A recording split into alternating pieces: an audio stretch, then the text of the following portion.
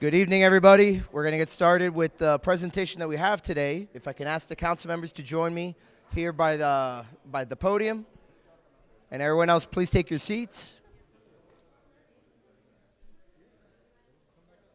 All right, there's JC. All right.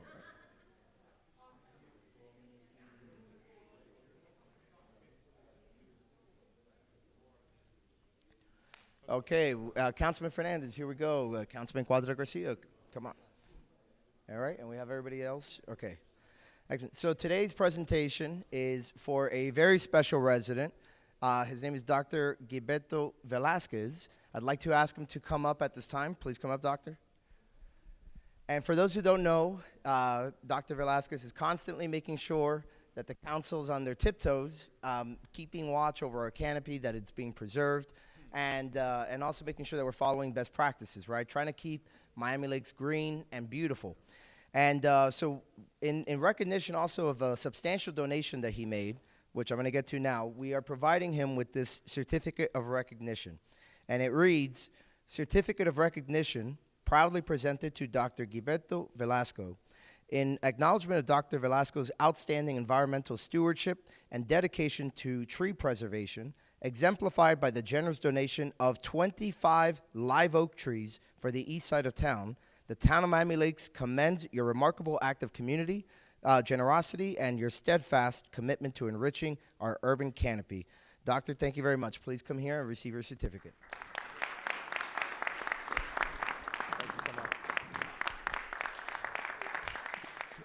Would you like to say a few words?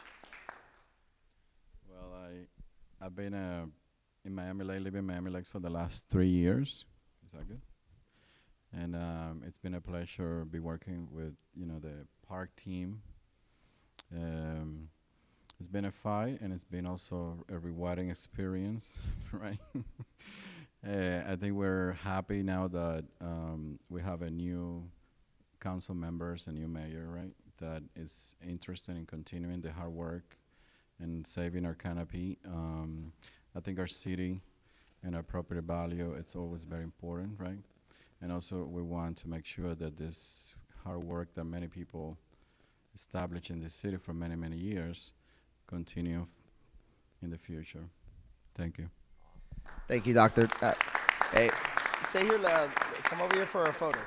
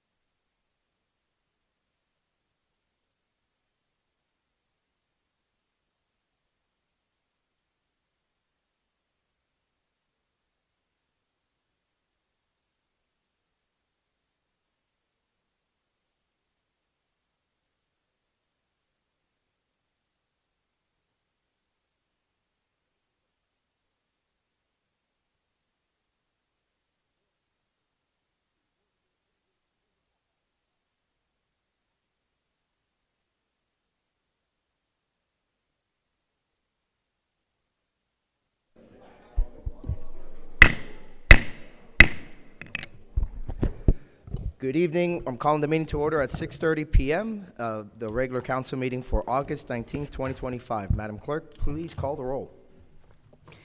Councilmember Quadra Garcia. Present. Councilmember Fernandez. Present. Councilmember Garcia. He's absent. Councilmember Hertzberg. Present. Councilmember Sanchez. Present. Vice Mayor Morera. Present. Mayor Diegues. Here. Mayor, you have quorum. Excellent. Everyone, please rise for the invocation, a moment of silence. Before we get to the invocation, I'm going to turn it over to Councilman Sanchez to lead us in a moment of silence. So today's moment of silence, 4 years ago to the day, Sergeant Edward Perez of the Miami Beach Police Department, my next door neighbor, succumbed to COVID-19. He left behind his wife, Linda Perez, and his daughter, Julia. She's a sophomore right now at Barbara Goldman, and I would like to dedicate today's moment of silence to he and his family.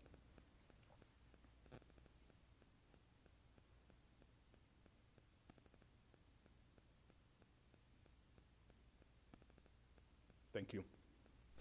Please remain standing. I also wanted just to acknowledge the death of former Mayor Pizzi's mother, Mary Pizzi, who passed away recently. A very sweet lady who I had the chance to know when I was younger. And if you would just also please just keep her in your thoughts a moment.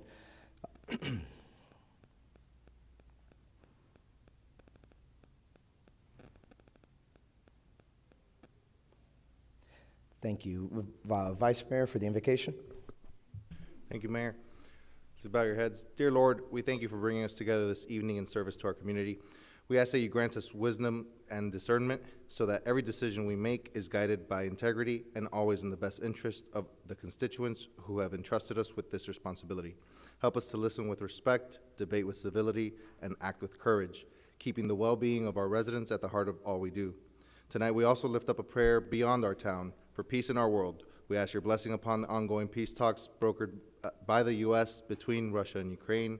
As Jesus taught us to forgive, may those leaders be guided towards forgiveness and reconciliation, setting aside bitterness and pride, and instead embracing understanding, healing, and the protection of innocent lives.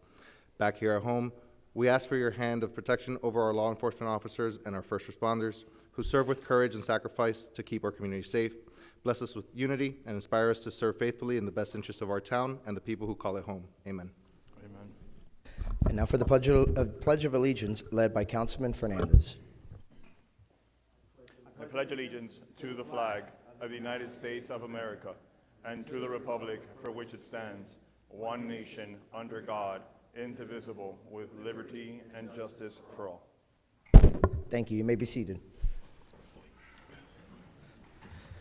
Council, we're now on item 5, the order of business. Are there any deferrals, additions, Yes. or deletions? Mr. Councilman Mayor. Sanchez. For item 16M, I would like to add a request for a waiver of Rule 6.10. Okay. Why don't we just take that up as we get to it? Okay. You know, because there's a couple other ones I believe that also, including mine, that require a waiver. So. Well, to add the request for the waiver. Right now, it doesn't have Oh, a it waiver doesn't have the, request. okay, got it, okay, understood. And which item was that again? 16M. M, okay. Perfect. Any other Yes, Mayor. changes? Mr. Vice Mayor? As you said, I'm going to skip the waivers. I move to consider items 16A and 16N as in Nancy together.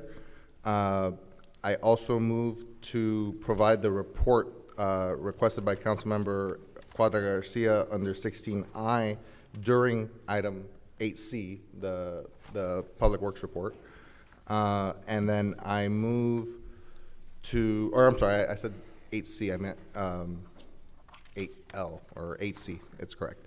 The Public Works report. And then I move to pull item 12F from consent. Any other changes to the Yes, agenda? Mayor. Councilman Garcia, who has arrived. Thank you. I move to move the 11A, the check presentation, to after public comments. Any other changes, council? Yes, Mayor, I want to pull Councilman item 12E from consent. 12E. Okay, anything else before I read back all the changes?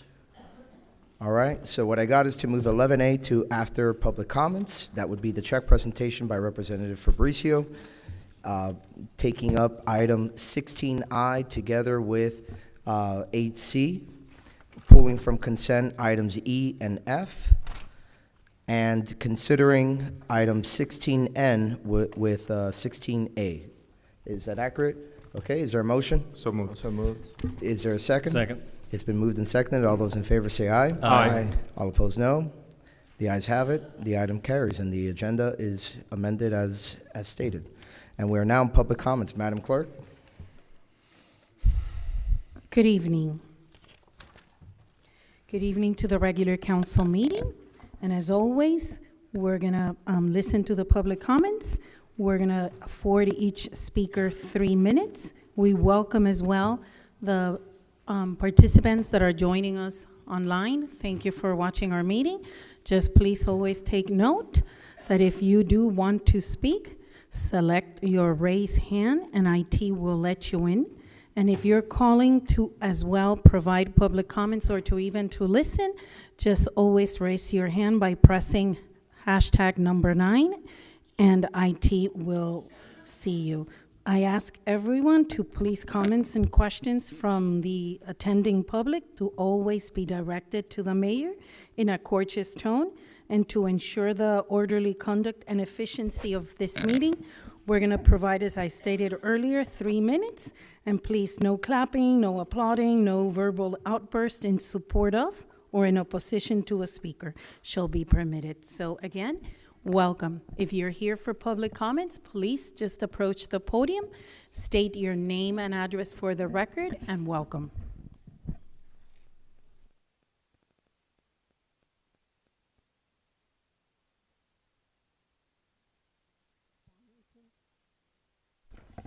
Bonnie Cintrone, 14770 Lewis Road. Good evening, Mayor Dieguez, council members, and staff. This is my second day back in this time zone, and I'm still dealing with jet lag, so I'll try to be brief. Tonight's agenda is full of issues that would prompt me to make my voice heard, but I intend to go to the budget workshops where I can give my opinions on specific issues. Tonight I'll speak in general terms, and some of my comments might not be very popular with some of my fellow residents, because what I see that you are facing is a dilemma with budgeting, just as many of us are doing in our private lives. The question is, we know that cuts have to be made, but where and how? That plagues all of us. I think some self-analyzing should be done. You see, as I see it, many of us have become a little spoiled, and we want our cake and we want to eat it too. This is a time we all have to tighten our belts and deal only with priorities and only with genuine needs. Government was never meant to entertain us or take care of us as though we are children. Keeping us protected and enforcing our laws are all that is truly essential, but many have become on the government to solve many other problems. If you did not keep trying to do more for us, you would not have to raise our taxes to keep funding the programs and projects that you propose. We must stop seeking grant money all the time, which we then have to match or at least pay a huge share. There is a grant mentioned in the agenda tonight that does not require any matching funds. That kind is always acceptable, I'm sure. But like an example of what would be a huge expense is that pursuit of the Resilient Florida grant to deal with a drainage issue. We should know that nature's actions may be mitigated somewhat, but if one lives in a flood zone, when our torrential rains come, there will always be flooding. Spending millions may well be just spinning our wheels when keeping existing drains clear and perhaps adding a couple of new ones is all that needs to be done. And people will have to learn to deal with the flooding as best they can, because it will always be happening. Also, although we may not have to eliminate many jobs from our governing staff, some may well be indeed found to be unnecessary or at least overpaid. Residents will always appreciate living here in Miami Lakes if our deed restrictions are enforced, therefore keeping the aesthetic beauty of the residential community intact, and if our crime rates remain low. We live in a tri-county area, Monroe, Dade, and Broward, that offers so many choices for activities and events that our town should not have to spend much at all for sponsoring a few local events each year. Just stick to the ones that are well attended. I look forward to the budget workshops where specific issues will be addressed. Thank you. Thank you, Bonnie. Next speaker. Welcome, Mr. President.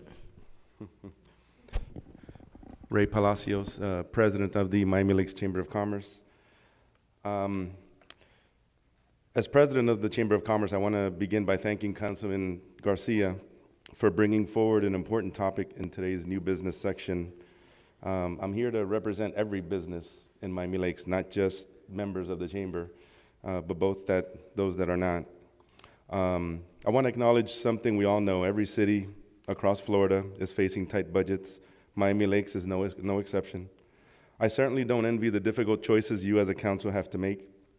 That's why I bring this idea as a way of thinking outside the box, a small step that can make a big difference.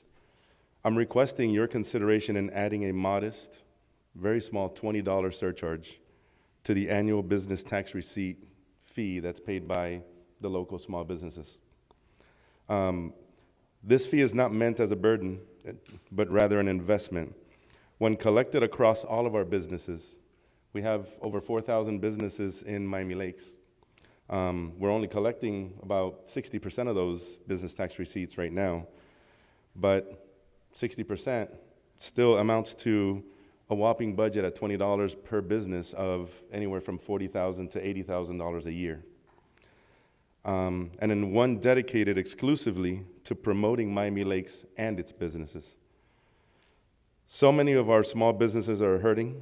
Some are struggling due to the lack of foot traffic from outside the town, even within. Others are feeling the effects of what has been the worst retail and restaurant earnings summer in nearly 2 decades. Despite the resilience, they need our help. With this fund, we could make Miami Lakes as the designation it deserves to be, attracting new visitors, supporting our local shops and restaurants, and creating new energy for our town's economy. In short, it's a small idea with the potential for a big return, a stronger, more visible Miami Lakes that benefits us all and grows even more beautifully. Thank you for your time, your leadership, and your continued commitment to keeping our community and our businesses thriving. Before you go, Mr. President, can you please state your address for the record? It will, it's something we require. It's 19389 Northwest 14th Street, Pembroke Pines, Florida 33029. Thank you. I promise none of us are going to stalk you. You're good. Next speaker, please. Councilwoman Ruano, welcome back. Good evening, Mr. Mayor, council members, and town staff. Marilyn Ruano, 15515 Northwest 83rd Court. I know that you won't be discussing the budget this evening, but I wanted to reach out and extend some words before you go into your workshop. I've received many phone calls from many residents that are slightly offended by the proposed budget at such a high millage rate.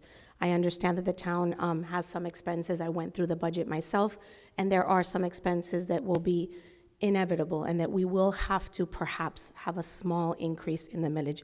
But there are many, many, many items on that budget that should have never been presented to the residents of this town. So I urge you to please sharpen your pencils and remember that all 7 of you are in the driver's seat, not the town manager, not the town staff, but the 7 of you that knocked on our doors and promised us that you were going to be fiscally responsible. So I appreciate your time. Thank you so much. Thank you, Councilwoman. Next speaker. And I'm sorry, Claudia, the AC is still not cooperating.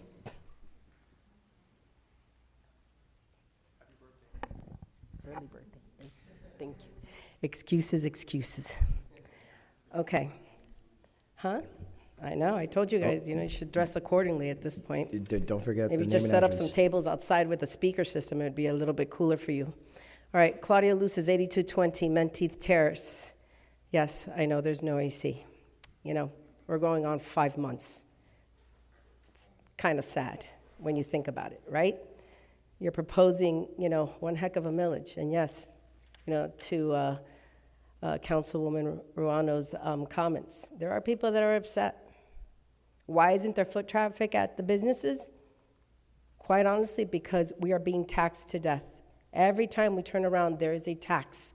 Now the new one, I believe, is the garbage tax, okay? So every time we turn around, our residents are receiving some form of a tax. At some point in time, our residents are just not going to be able to deal with this anymore. So where do we stop with this millage? Okay? Fund what is essential. That's what you need to do. And I'm gonna give you an example, okay? I think last time I was here, I didn't get to speak, but I had the pictures. I think I sent them to you, Councilman Moreira. About the sinks at the park. So we build it, and then we can't maintain it. And this is the problem. We continue to build and propose ideas and do things, yet we cannot function, we cannot maintain the very infrastructure that we have now. You know what? I love the fact that by my house, I have a new bench and 2 trash receptacles. Great. And they put some concrete and all that. You know what I would have preferred? New sinks at our signature park, which is Veterans. That would have been better. I appreciate it, don't get me wrong, okay? But we need to prioritize things. And this is what, I know we're not talking about the budget, but guess what? We're talking about the budget because it affects us all. That proposed millage is ridiculous. You threw everything in there. Not you guys, but the preparation of this. Everything is in there. Everything that you could possibly want was thrown in there. Here you go. And it's a tactic then, okay, you know what? We're going to go ahead and play the game. This is the 2.6, but it's okay. We're going to lower it to 2.3. See how nice we are? Everybody's onto it. Understand that. Everybody sees through it. You guys have to go through that budget and really determine what is a priority, what is a necessity, what is it that we really need to fund. The money's not there. The residents are being taxed to death, and I tell you this. When I saw that notice, I said, oh, here we go, a little bit more here, waiting for the next hit. And yes, McDonald's used to be packed, that line. You don't see that anymore. Why? Because, again, they're going to pass that cost on to us.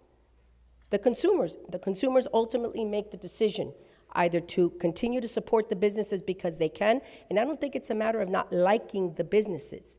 I think people like the businesses, they like the small businesses. It's whether or not they can afford them. So think about that. Thank you. Thank you, Claudia. Next speaker.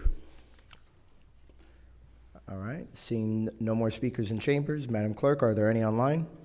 I see several participants. IT, please allow them to speak if they're raising their hand.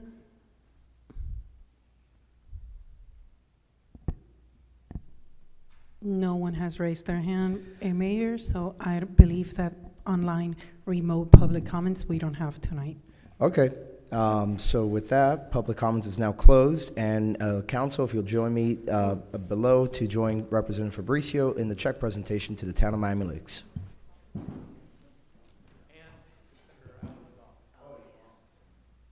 My apologies, Alicia, sorry, and Alicia representing Senator Avila, who is currently deployed as part of the National Guard.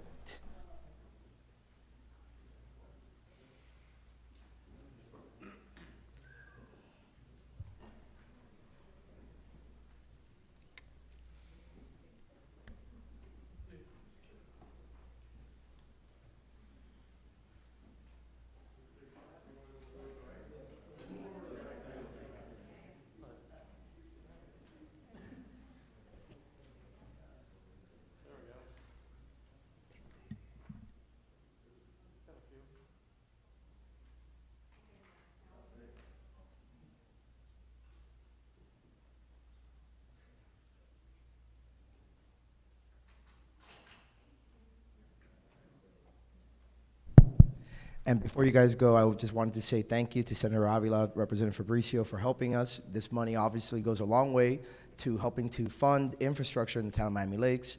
This money goes toward drainage and a variety of other projects. In the years past, you guys helped us get the final piece of the funding we needed to get 59th Avenue done and begin that process. So thank you very much. And I don't know if you guys would like to say anything else. All right, perfect. Representative Fabricio. Thank you, Mayor. Thank you, Town Council. I appreciate that we were able to get this project done. I got to say that, number one, I want to thank Senator Avila's office for working with us and working alongside. Senator Avila is a phenomenal senator who represents this area as well as another big chunk of Northwest Miami-Dade County. And myself, I'm your state representative for District 110 that represents the entire town of Miami Lakes, Country Club, and some PSN and some other areas around it, and a good chunk of Hialeah as well. So this check, the $1.6 million, these are your tax dollars. These are dollars that you have paid in your taxes through property taxes and other sales taxes that go up to the state of Florida, and then we bring them back down to you.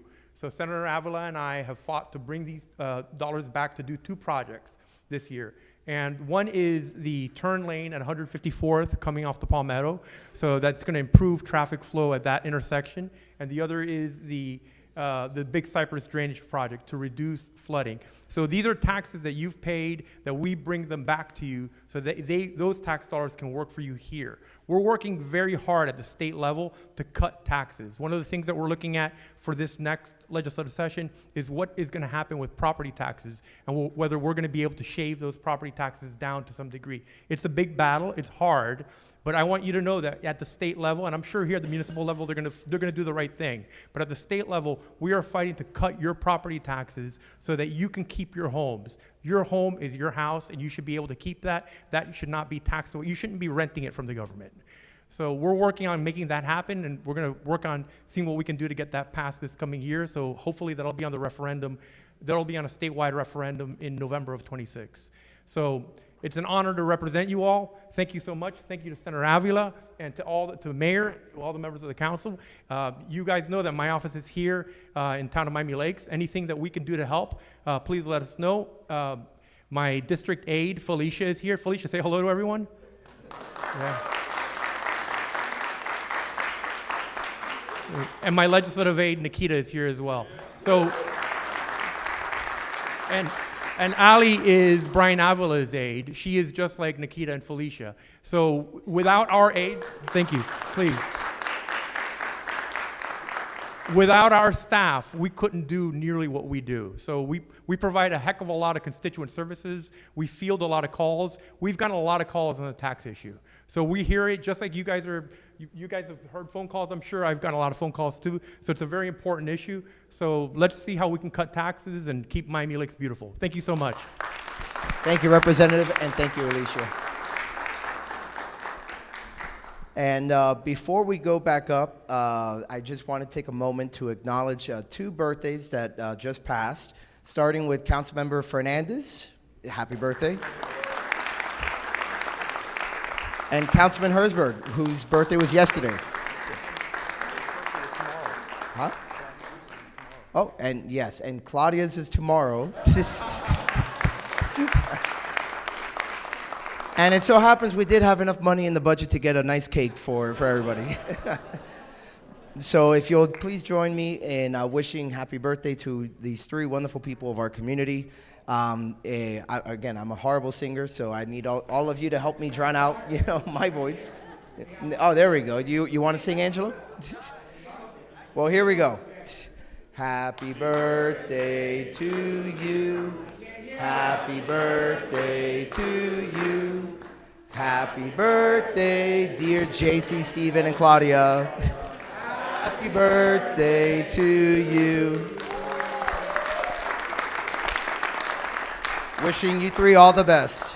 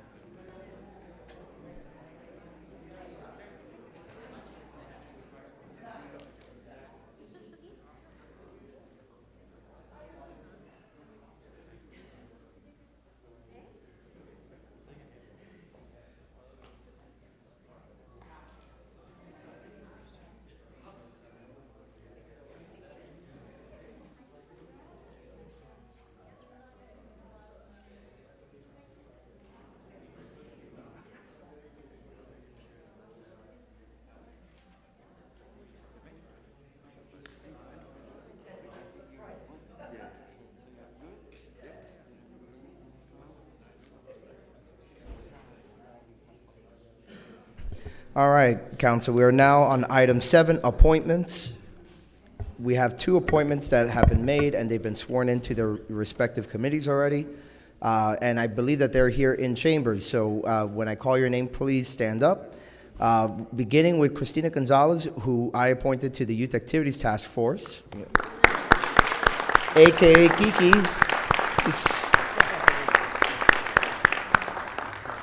We also have Esther Lemay, is that how you say it? Yeah, Esther appointed by Councilman Sanchez to the Education Advisory Board. Thank you very much, ma'am. Yeah, that's what I said. Mayor, before we proceed, let me just state for the record that my office received 2 emails, written public comments. One from Mr. Carlos Acosta was earlier. Both of them were received this morning. And I never read them, but I just read a little bit of what the email was about.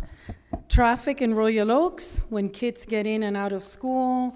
And he wrote about, you know, the situation of traffic around Bob Graham Education Center, that something needs to be done. And then the other written public comment is from Mr. Derek Cintron, and he wrote a lengthy email that, again, you all have. I emailed to all of you earlier today, but this one has to do with the preamble, the town charter, that we need to respect it, to look into wants versus needs, and you all have it, but I just wanted to state for the record, these 2 were received earlier today, and they are written public comments. Thank you. Thank you, Madam Clerk. With that, we're turning to item 8, the manager's reports. Mr. Manager? Yeah, I'm going to call on the police major first, because I don't think that we got the first item A to the IT yet. So if we can start off with item B first, and then we'll get the other presentation to them. Welcome, Major Gonzalez. Good evening, everyone. Major Gonzalez, the town commander with the police report for July. We'll start off with the National Night Out. We had a real successful National Night Out. We had a nice bike ride. Thank you for those that you attended. It was a lot of fun, even though the weather was iffy. We did get to pull it off. We didn't have any rain. We had some food trucks out there. We had some good turnout from the community. And we had a real good time with the community riding bike with us, and thanks for everybody who attended. We finished the summer hiatus, and we're back to school, which brings back our normal school traffic. However, we're always ready for that at the beginning of school, the most challenging school that we have. Obviously, we've heard one of the comments from the residents is Bob Graham. But we do have a plan that we put in for the first couple of days, which is Thursday, Friday, and this Monday, to make sure we put extra officers out there onto 154th Street. We mitigate traffic coming out of the shopping center to provide for the quicker flow of traffic. But like we tell all parents, and we're all parents, we know the first day of school is tough with some kids. It's challenging because they don't want to get out of the car. These schools don't let you walk them into the classroom anymore. So it's getting the child and the parent accustomed to a smoother transition out of the car in the morning. But once that starts to happen, we don't have any issues in the morning. In the afternoon, same thing. We have our no left turn, so southbound, that we're manually going to continue to man, and that's not going to be an issue. And of course, it's the first couple of days of school, so we're slowly, everything started to gradually ease, and things are looking a lot better as of today.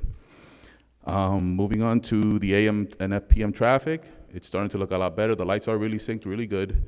They are working. It's just there's a lot of traffic because everybody's still coordinating their times of what times to get to class, drop off the kids, and then head to work. Crime, we continue to stay steady. We're down at the 56% against last year's numbers. We continue with the high visibility and the traffic enforcement. For the traffic enforcement for the month of July, we wrote 305 written citations, 192 warnings, and 32 parking citations. And with that, I open it up for any questions. Any questions, council?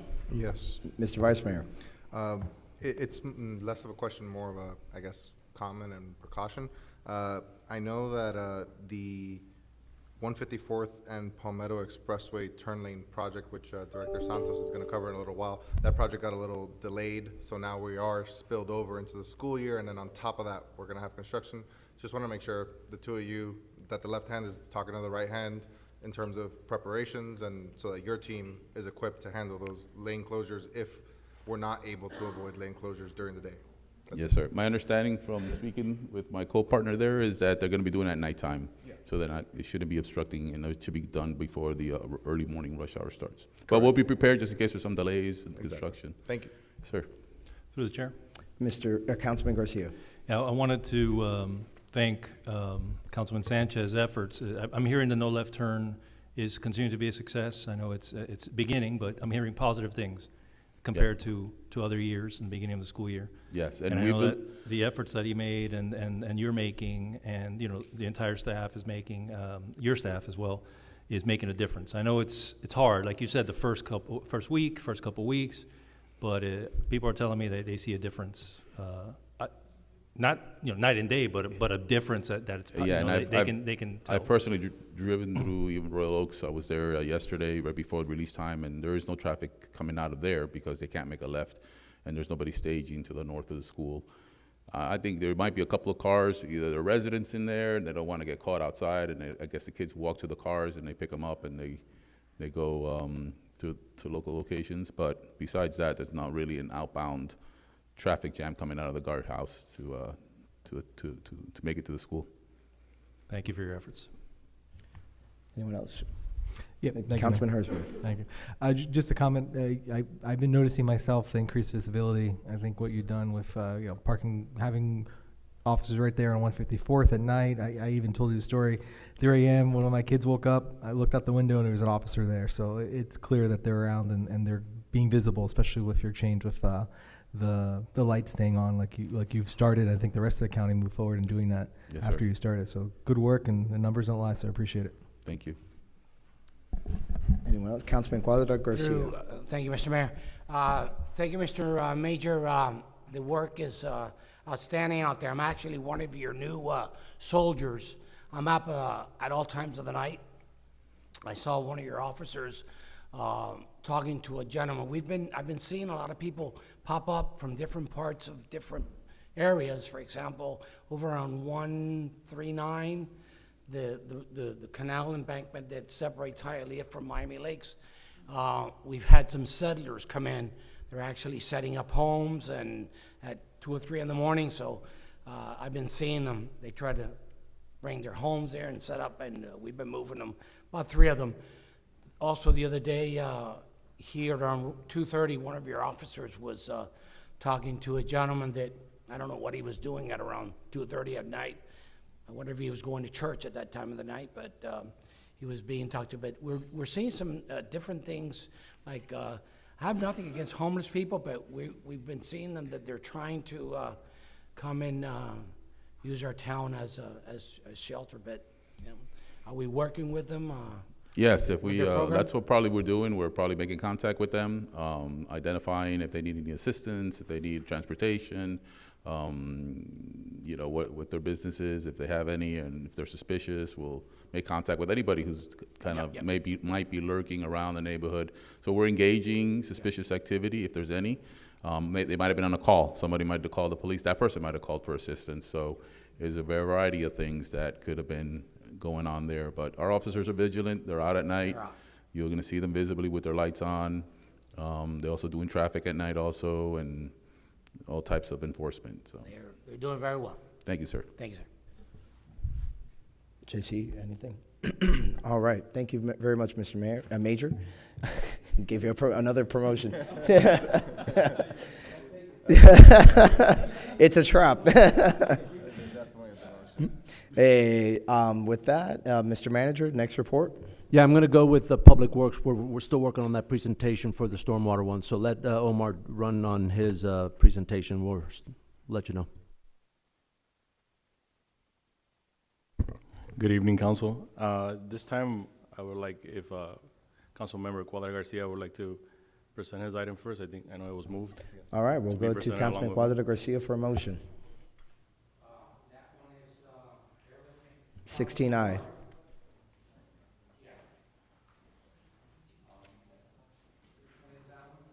16I, the canal stabilization report that you wanted to request. Page 200, Councilman. So basically, what I just like to ask, your mic, is why has it taken so long to get a report on this situation? I mean, I would like to ask why. Why so long, Mr. Manager? If I may? I mean, this has been going on for how long? Hold on. You need to make a motion. So what is the motion? The motion is to ask, why have we taken so long? No. The motion is to direct the administration or the attorney to take some action. It's not about question. We can't get into discussion unless the item is properly before the body. And to have the item properly before the body, you need a motion, which is seconded by another member of the council. So you need to make a motion first, directing some kind of action, which will then be seconded, and then we can have discussion, including questions to the manager. Okay, so I have a motion to ask the manager or staff to... If I may, Councilman Cuadra Garcia, if you go to your memo, I believe your motion was to ask the staff to prepare a thorough, comprehensive report Yes. on Canal Bank stabilization. So I think that's the motion you're trying to make. That is correct. Please restate it one more time. It's on page 200. Bear with. I'm sorry, I didn't get to it on time, and so basically I make a motion to direct staff to find out where are we in the process of getting this report to us, and where do we stand on the queue? Second. Okay, it's been moved and seconded. Let's begin with Vice Mayor Morera, and we will come back to you, Councilman Cuadra Garcia, so you can ask your questions. Primarily, I seconded just to allow us to proceed to discussion, as I believe part of the reason why I combined this with the Public Works Infrastructure Report is maybe Director Santos, can I give a little bit of insight here, followed by, assuming the council approves this item, come back with a more comprehensive and thorough report. Excellent. Councilman Cuadra Garcia, before I move on to the rest of the council, so you can ask your questions. Continue. So You're recognized. Thank you, Mr. Mayor. Basically, just asking, why has it taken so long to get this report? It's been almost 6-7 months. Mayor, the Public Works Director is ready and prepared to give the full, the steps taken during this report and the timeline and the time horizon for this report to come back to you. Mr. Santos. Hi. Good evening, Council Mayor. So the field inspection or the field work that was done for this project was completed during the months of January and February of this year. About 3 to 4 months after that was when we got the inspection report. That inspection report lists the findings of that the field staff observed on site. There's over 30 different properties broken down into each one, what each finding represents. After that, the engineer that's gonna write the opinion received and reviewed that document, and that engineering and his team is preparing the engineering document of the opinion. That draft was received this week. I will take about a week to a week and a half to do my review, provide comments, if any, make sure that any information is accurate, mainly addresses, name of projects, etc. And then we hope within a month's time to have that final report. Obviously, throughout that time, I will provide any updates through the manager if any of that changes, so he could communicate that to this body. Mayor. Yes, Mr. Vice Mayor. It's just a quick point. I mean, I don't remember the exact date that we went out there, but I remember it was prior to the November election. The item might seem exaggerated, but it's not. It has been a while. It's been a considerable amount of time since the last November election, and our visit out there was before then, because I remember being out there with Vice Mayor Fernandez. So let's try to get this thing out, because we need to know whether we need to enforce some of the terms in the contract with our vendors. We need to know if we need to do anything about the condition of the canal banks stabilization. We also need to know if our canal banks are stable and safe. So let's just try to get it out as soon as possible. Thank you. Thank you. Anyone else wishing to speak on this item? I do. All right. Let's see. Councilman Sanchez. Do you believe we'll have it before us at the next council meeting in September?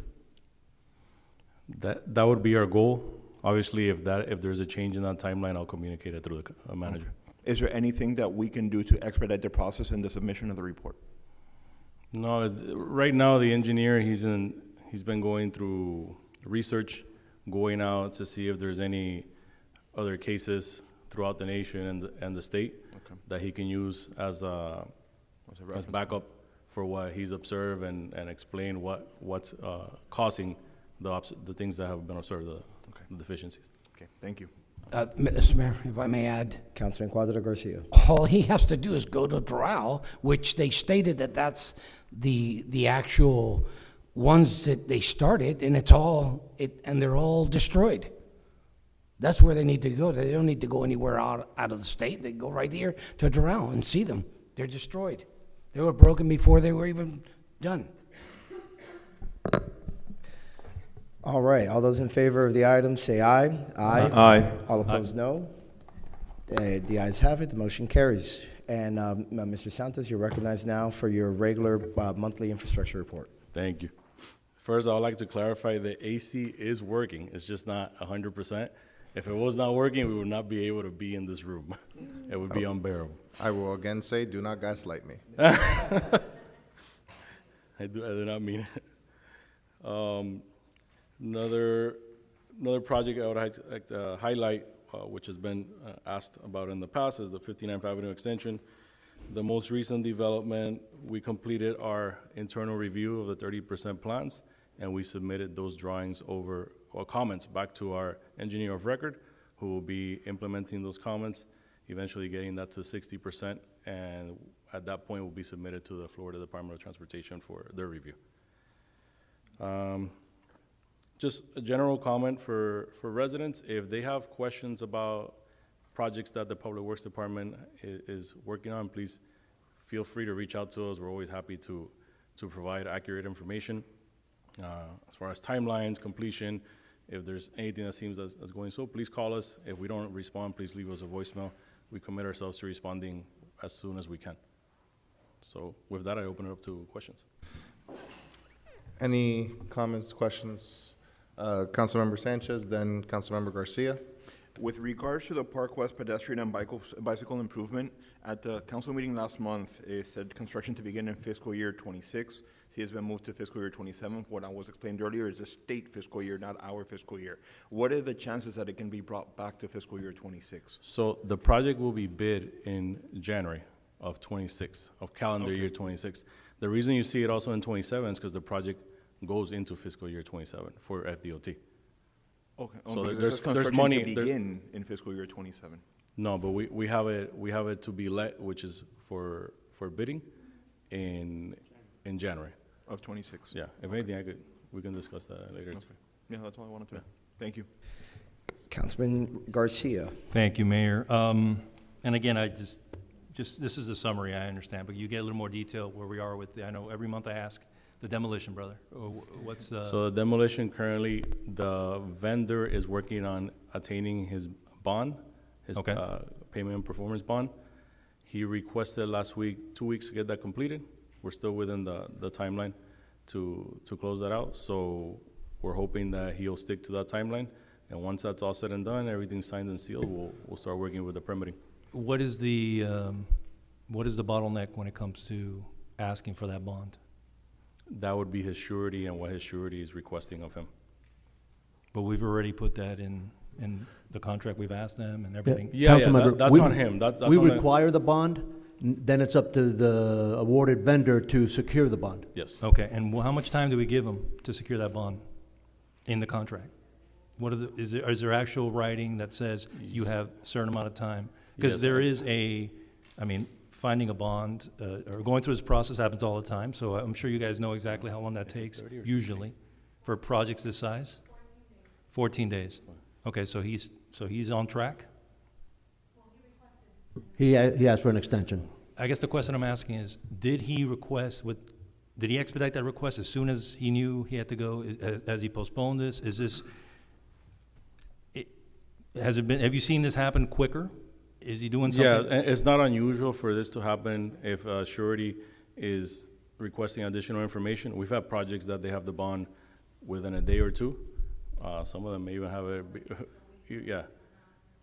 Are we? In this one, that being demolition is a scope that at least it's most recent to the town. So it may be that they are requiring a few extra items from the contractor related to the scope. But And I'm sure the staff is in constant communication trying to expedite that? Okay, if there is any delay further that's unusual, I would love to, if you could let us know and see what we can do. Anything we can do, because honestly, these things are coming up. And 1 week here, 2 weeks there, 3 weeks there, every month, 2 months. At some point, if he, for some reason, which we don't anticipate, but if for some reason he is unable to attain that, then he will not be qualified to receive that. Are we giving him a time? Is there a timeline that we've already established? Yes, that was those 2 weeks. 2 weeks, okay. Yeah. Okay. That's why I started with. Okay. Yeah. All right. So if you can let us know as soon as that, if a week goes by and it's not, that bond is not issued, can you please let the council know? And what is our next step if that happens? At that point, we would have to bring the second bidder for consideration. And if that is not accepted, we would have to go out to bid again. Okay, Is that and I'm correct? sorry to continue to beat a dead horse here, but is it that his financials weren't in order? Or is it that the scope of the projects is so different from other projects that they're requesting a longer time or more information from him? More information. As far as the financials, we haven't received the exact details as to why it's taking longer. He's just being requested additional information from the Did he surety. give you the response in writing from the company showing what, okay, so you have all that information? Okay, good. And again, I know you're on top of it. Thing is, again, I'm gonna bring this up every month because the longer we wait, the more expensive it is gonna be for our taxpayers to complete this project. So everything we can do to prevent these little things is what I'm trying to avoid. And why we hired that consultant to come in and try to find these things that could be issues. So continue to work with that and continue to the transparency. I love it. It's great. Thank you so much. But please let us know if there's anything we can do prior to having to go through the next vendor down the road, because that's going to postpone us. Yeah. It could be 6 months. Omar, walk the council, if you don't mind, real quick, Reader's Digest version. Once the bond is, if that's the last missing step, once the bond is secured and we're able to execute the agreement with them, what are the steps that now that contractor has to take before we see the very first sledgehammer? Yes. So at that point, we enter permitting. The contractor is required to hold the entire permitting process or perform the entire permitting process on their own. First, they'll submit a permit application through our building department. That gets forwarded to the county at that point. And Danny, correct me if he's there, if I say something wrong, but at that point, we may be required to, or the contract may be required to provide information related to environmental items, maybe asbestos, lead paint, et cetera. Additional testings. Those types of items can delay the first day of that we bring the sledgehammer down, but it's just part of the work that you have to do when you're demolishing a structure. Understood. But we're aware that there is lead paint there already, that it used to be a garage, so there's going to be environmental issues. The county's already aware of this, am I correct? It's not going to be a surprise to anybody that, oh, by the way, we found this. I mean, You still have to go through the process, though. So it's not, what the county will have its requirements to deal with what's found in that structure during the permitting process. okay. Yeah. If there's anything we can do as a town, or I know Danny's on it, but anything that we can do beyond the scope of what we usually do to move this project along, I would ask you to do it. Anything you need from us. I'm seeing a lot of possibilities for delays here that I'm trying to see if we can avoid. And these are things that happen all over the county constantly. So it's not surprises. We're not going to find kryptonite down there. I mean, we know what we're going to find, right? So knowing that, knowledge is power. We know that. how can we use that to expedite the process? That's all these questions are all about. Thank you so much. And the staff and the contractor too, we're committed to getting this completed as quickly as possible. It's not in our interest to keep these projects dragging. Of course, yeah. But we do have to make sure that we're in compliance with any and all environmental requirements. The Vice Mayor wants to start knocking walls down. He told me he's ready. He has the hammer ready. If, we're going to go to the Vice Mayor, then to Councilman Herzberg. All right. Again, not to beat a dead horse, but I did have that specific item marked off, but specifically the part where it's an entire month. This thing was awarded, the contract was awarded a month ago, and it's an entire month to sign on a dotted line. If you're telling me that obtaining the bond is a precondition to signing, I understand that, but again, I actually have more questions than I had before I started this meeting. They asked for an extension. How long ago did they ask for an extension? Was it an open request for an extension, meaning we need an extension? Or was it a closed request for an extension, meaning we need until this day to? It was closed. It was a 2-week request, right? Specifically a 2-week request, okay. What was the gap between this contractor and second place? I think it was Significant, I think. significant. I don't have the numbers in Also, front you of me. remember but- what the second bidder was? Okay. In the meantime, I'll move on to other items. With regard to the Park West pedestrian and bicycle improvements and Fairway Drive bike lanes and crosswalks, can you just confirm both of those are matching grant funded? We have a match, and if I remember correctly, we have our design, the payment for the design services as our match. Right, Olivia? Okay. So construction is not part of a matching grant? No, construction is funded by the grant. Okay, got So it. our match is with the design. What we pay for design. We put in the design from our funds, and that's what the match is. Gotcha. The Montrose Road drainage improvements, last month, it said at 60% design. This month, it says at 60% design, no change. I don't really care why. I'm just saying, hurry this up. Since we prepared this report a few days before, but we already got the next phase with the 90s. We're currently scheduled to have a meeting, I think it's tomorrow, to go over those. The reason we had a slowdown in there was utility related. We had to do additional utility exploration. Being one of the main roads, there's more utilities than a regular residential road. So the engineer of record wanted to confirm, had to move some of the pipes to make sure that we don't run into issues. All right. I make a big deal out of this one because it's not just a town concern, it's a regional concern. That is a polling location. This drainage project is directly tied to the repaving of the entrance into Mary Collins. Yes. I've been told, my non-engineer brain doesn't agree, but that's a whole different story, that one is tied to the other. That needs to be improved. We all sat there during elections. Every single car that's not a pickup truck is bottoming out. And that's unacceptable in the town of Miami Lakes. And I know it's been like that for a long time. Again, it should have never been allowed to get to that, but that project has my eye because it's tied to that. Not only is it one of our public parks that people have to be afraid of accessing the parking lot for, but also one of our voting locations for not just our town, but for Northwest Miami-Dade County. Back to the demolition, did we find the number? That's the difference? 36? What was the first place? So the next one would be like one. No. The lowest bidder, he wants to know how much was the lowest bidder. Lowest was 89,000. Got it. What? Okay. Sometimes there's a saying, "Lo barato sale caro," and I'm not saying I don't, and I definitely am not speaking on behalf of Councilman Garcia. Sometimes people bite off more than they can chew. Let's just make sure that that's not one of the situations here. And other than that, I yield back. Councilman Herzberg. Thank you, Mayor. I just share the same sentence. This is not a large demo job, so I don't know why it would take so long to get a bond.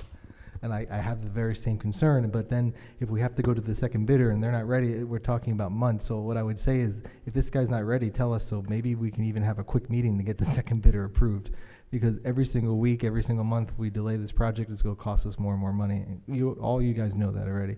That's why I would ask, if it's possible, within the next meeting, to get a little bit of a better understanding of a realistic timeline. Are we years away from breaking ground? Are we 8 months away, 12 months away? For the actual construction Yeah. of the bridge, I can Right. share the schedule. We do have a schedule for Yeah. that. He has, Omar maintains a project schedule with all the different steps. Yeah, so I would like to see that, and then, if the next meeting you change it because we have a DERM delay or something like that, I Yeah. understand. But it is very concerning for not a large building that the contractor can't get a bond. I would start looking at. Yeah, I don't understand that. Let me what's just, going on. obviously, in the whole procurement process, we did our due diligence. The company that won the bid, they have a history of having performed on other projects, right? So they have the history, they have all of the insurance requirements, they checked off all the boxes. And obviously then on top of that, they had the lowest price.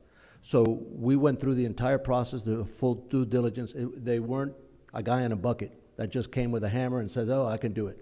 No, they have performed for other municipalities. I remember having that discussion with us. Yeah. And I remember, I think, asking that because we saw such a big difference between the highest and the lowest, and that was my concern, but you guys mitigated that concern. But now that he can't get a bond, listen, I'm not a demolition expert, but this is not a big, huge project. It's something that someone should be able to get in a week.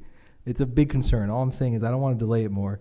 So if we don't see it happening, I don't even know if we want to delay it till the next meeting. I don't know what we're going to do, but maybe even try to bring it on to something, but it's just a concern. If I may add, like I mentioned earlier, so for projects, it's not unusual, but it's not the common for it to take a little longer in some cases to get a bond. It has happened before in some of our drainage projects, and the contractor has been able to get the bond and execute the project and complete the project eventually. But like you mentioned, we'll make sure that we ask those questions again, make sure there are no surprises. Yeah, and then again, if you can share maybe at the next meeting or soon your current schedule, and then obviously I know that's will be in flux based off what you guys find. That I can share through Yeah, the manager we'll before. email it. We'll email it in the next day or two. Okay, Yeah. great, thank you. Through the chair. Well, I know. Just really quick, instead of emailing it to all of us, I would like in your report to us that project, where we are, what we've done, just every single month we get together in our council meeting, just You want the schedule? Add that to your report, tell us where you are with the schedule, percentage-wise, and in the different areas where we're at, so then we can just talk about it right here, if you don't mind. What I have is just the schedule we prepare for engineering purposes. It's a Microsoft project schedule. It's a Gantt chart, so I can provide that. Well, yeah, you can quickly bullet point it. We're here, we're at 10%, 20%, 30%, 40%. Yeah, just so we. It has a percent completion So for we each can item. compare, and then we can just contrast if we're making progress or not. Yeah. For our edification. Thank you. okay, any other council members on this item? Okay, seeing none. Well, Mr. Manager, did you want to say something, or? No. Okay, no. All right, so with that, I guess we're going to move on to A. Yeah, Omar, don't go far, because I'm going to probably need your help for some SME input. So the future stormwater infrastructure, this was as a result of a new business item that was introduced by Councilmember Fernandez a couple months ago and asked us to report back. And it is, I wouldn't call it premature, but it is early in the process. We're still finishing up projects with the current bond and the ARPA projects, but it is good to start looking early at possible funding sources for stormwater projects for once those projects are done with the current bond and the ARPA projects. So we're just going to look here real quick at the program goals, talk real briefly about the stormwater master plan and the rate restudy and historical and current funding, project highlights, and then preliminary future funding options. So the goals of the stormwater program is to reduce erosion in swales to protect infrastructure, to improve flood resilience in vulnerable areas, and to enhance efficiency and performance of stormwater systems. So the first step in this whole process is the Stormwater Master Plan. It's a guide for long-term investment in stormwater infrastructure. There's been 3 updates to date. Update number 3 and the rate restudy identified $54,600,000 in proposed projects in 2020. That was the last update.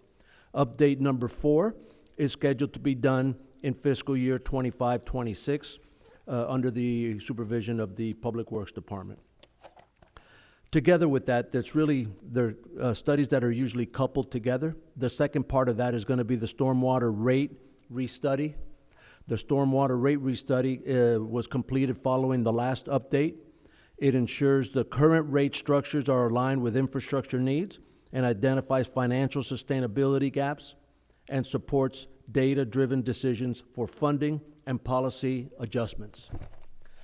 So looking at our stormwater plan highlights, this map, I know it's small, but it's color-coded, so it may be easy to see.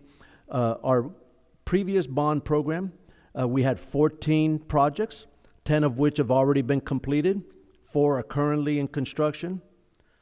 The funds that the council appropriated from which were all the funds from the American Rescue Plan allocation, there were 13 projects allocated to the American Rescue Plan funding.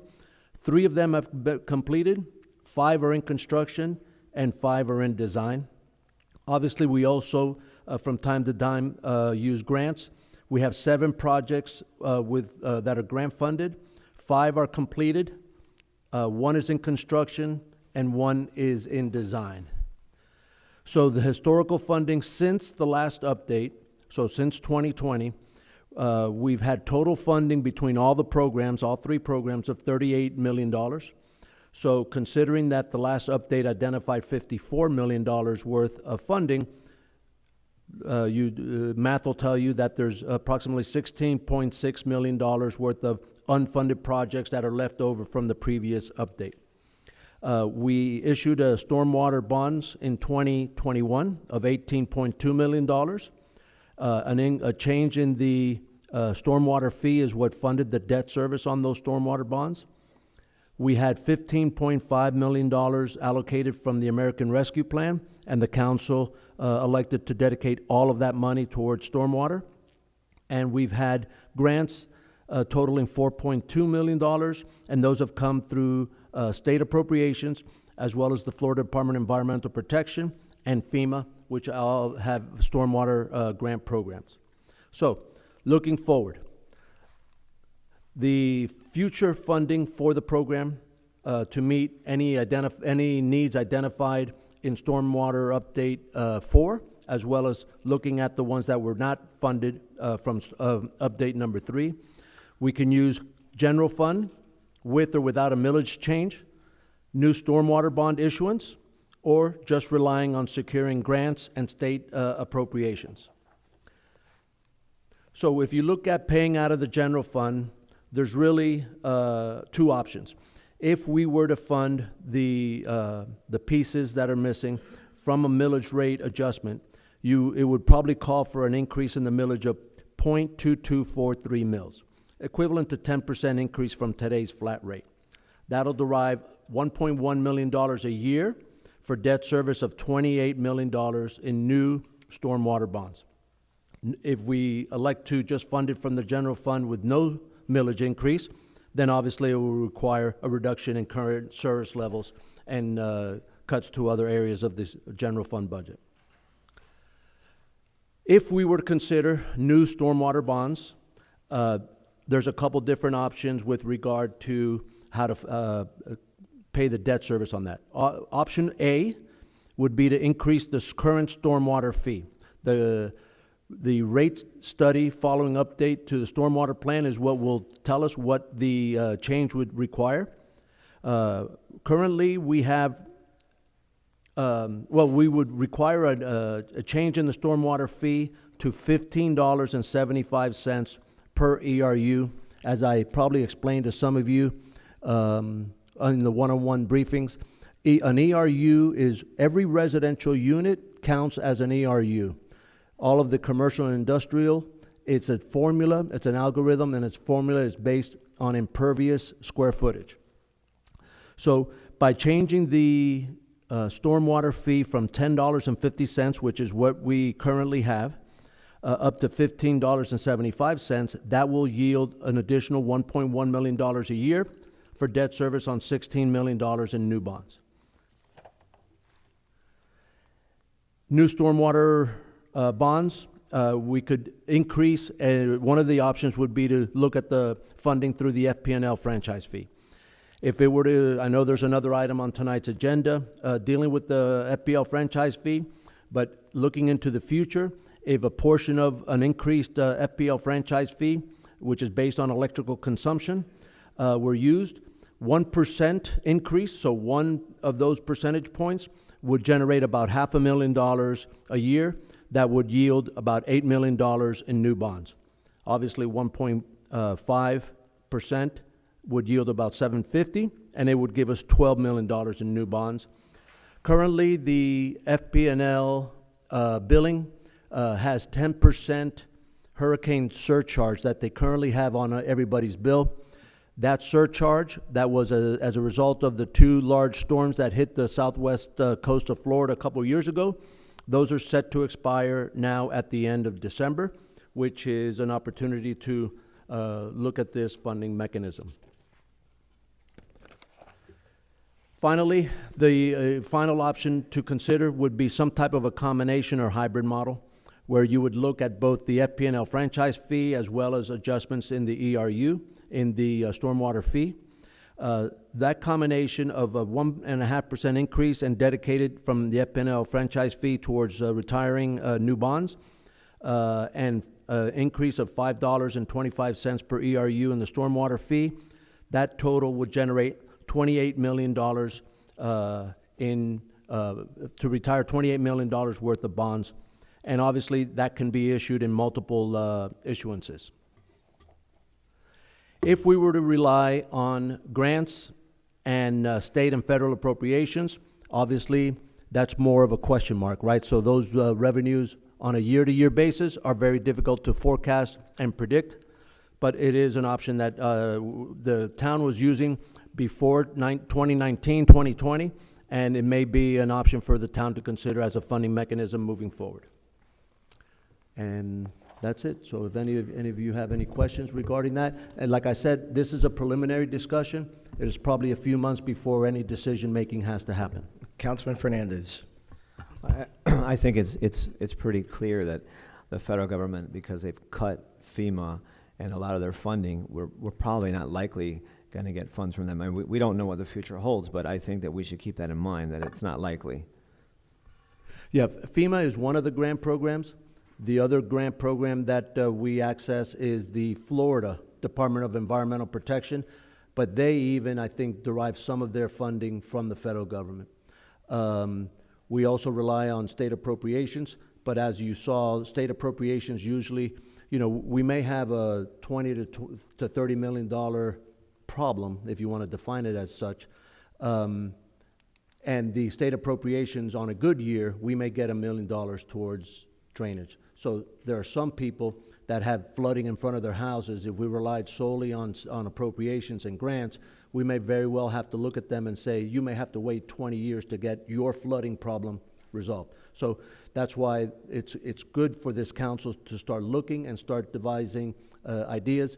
From the staff's perspective, we'll continue this conversation and be, in the coming months down the road, we'll continue to bring you this information and keep putting it before you so you can consider different alternatives. Councilman Sanchez. So I have two questions. With regard to slide 16, you're stating increase the millage by 0.2243. So that's in addition, so that would take it from 2.07 to 2.29, correct? Yeah, that was based, correct, on today's fiscal year 24-25's millage rate. It's Okay. so, yes, it didn't take into account any changes or potential changes for next fiscal year. Okay, and then the second question is the ERU. Going from 1050 to 1575, is this on the quarterly, the 575, the 525 difference, would that be? That's a monthly rate.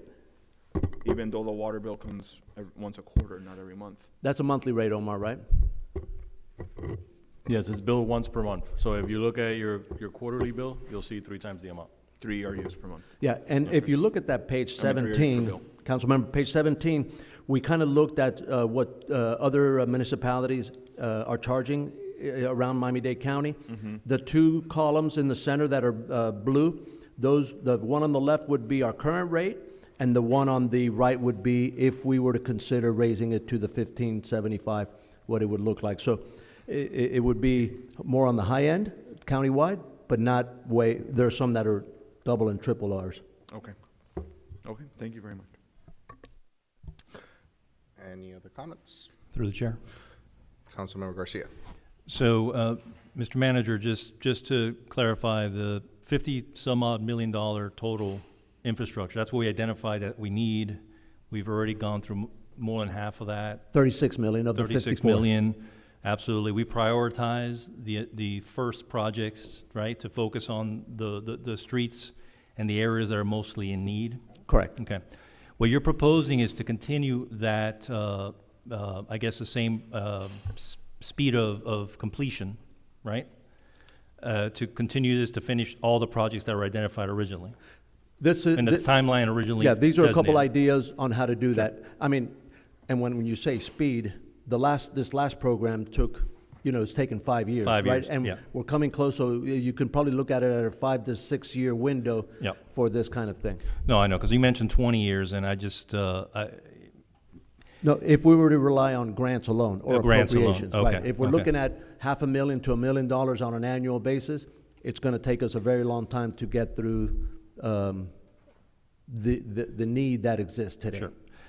The option that I did not hear, though, is we do have the option to spread out what's remaining over a longer period, especially the areas that are not, I mean, they all flood, but there are some that are more important than others, like we prioritize.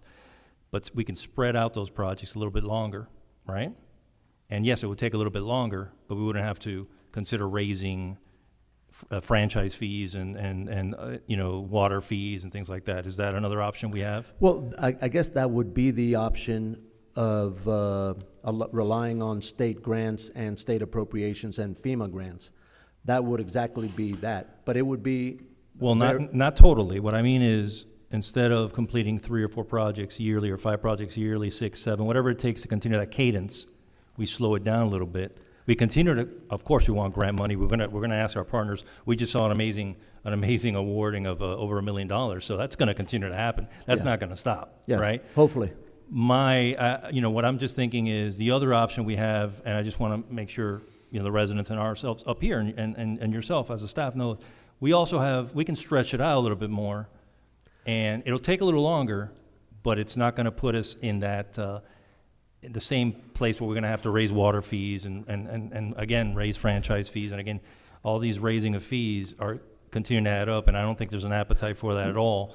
So if we stretch it out a little bit more, wouldn't that behoove us to try to stretch out the cadence to a longer time period? We still get it done.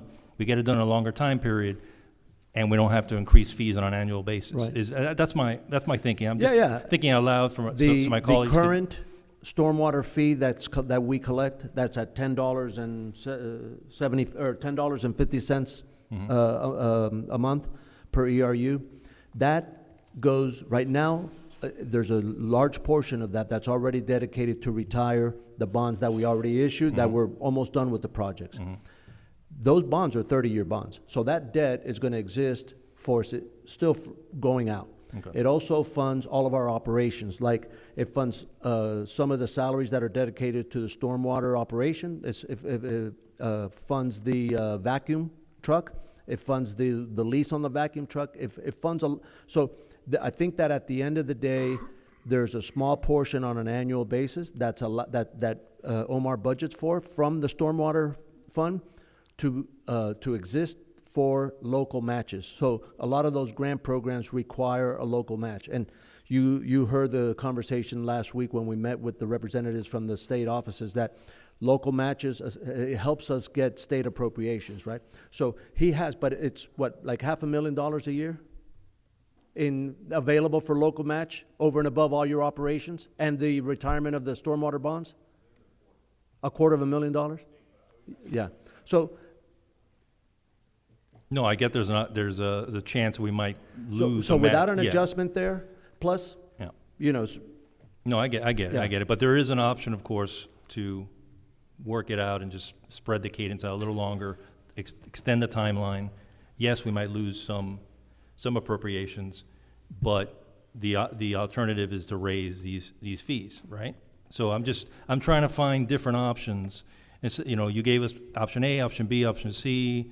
I'm adding option D, right? So I just want, just to start thinking in that general vicinity. Councilmember Garcia, do you want to make a motion to have him come back with what that item would look like? That's a great idea. I would like to move that we, if you don't mind, sir. Yeah. I'll second it. Any discussion?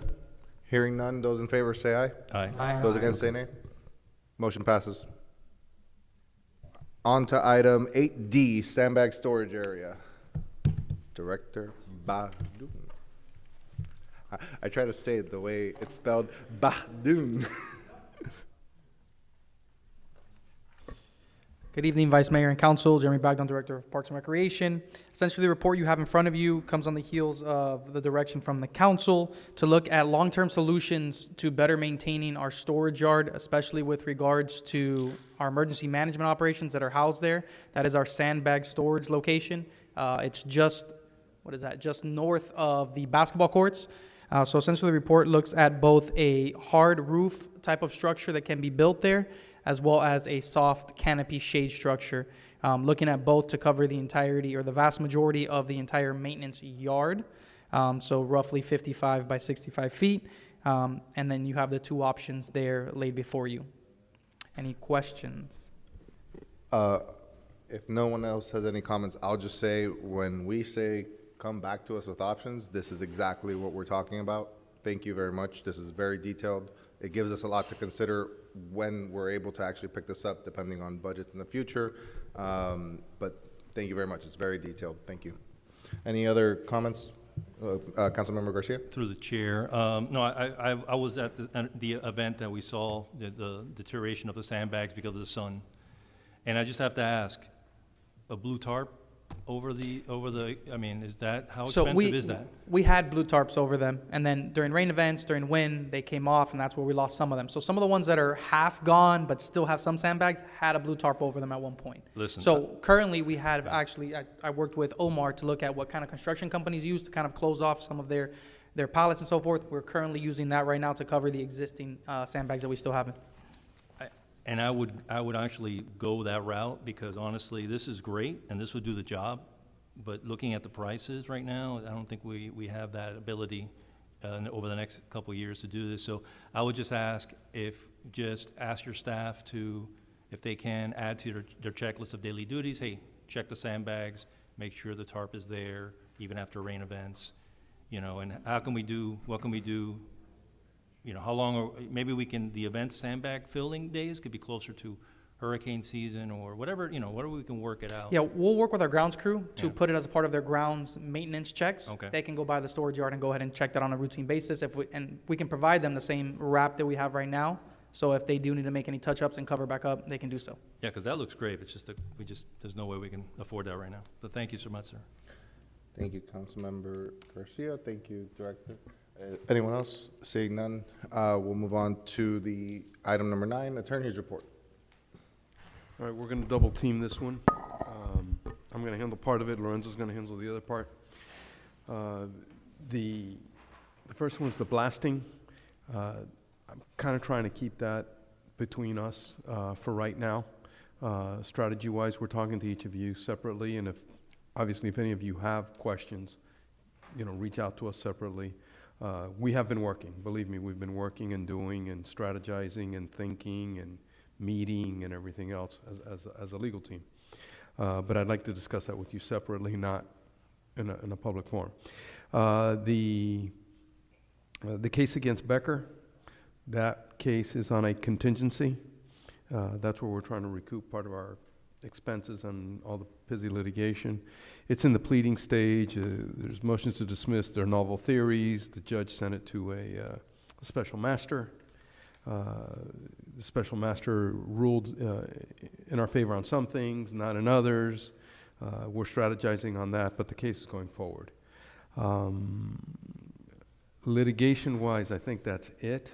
You know, I can't think of anything else that we have going. And then Lorenzo's going to handle the rest of the agenda. Yeah, the only other item I know that we've discussed this before you is the matter that with the rezoning and the applicant that is being solved administratively, and it's moving forward. As far as the rezoning is concerned, you will be seeing that in second reading this coming month.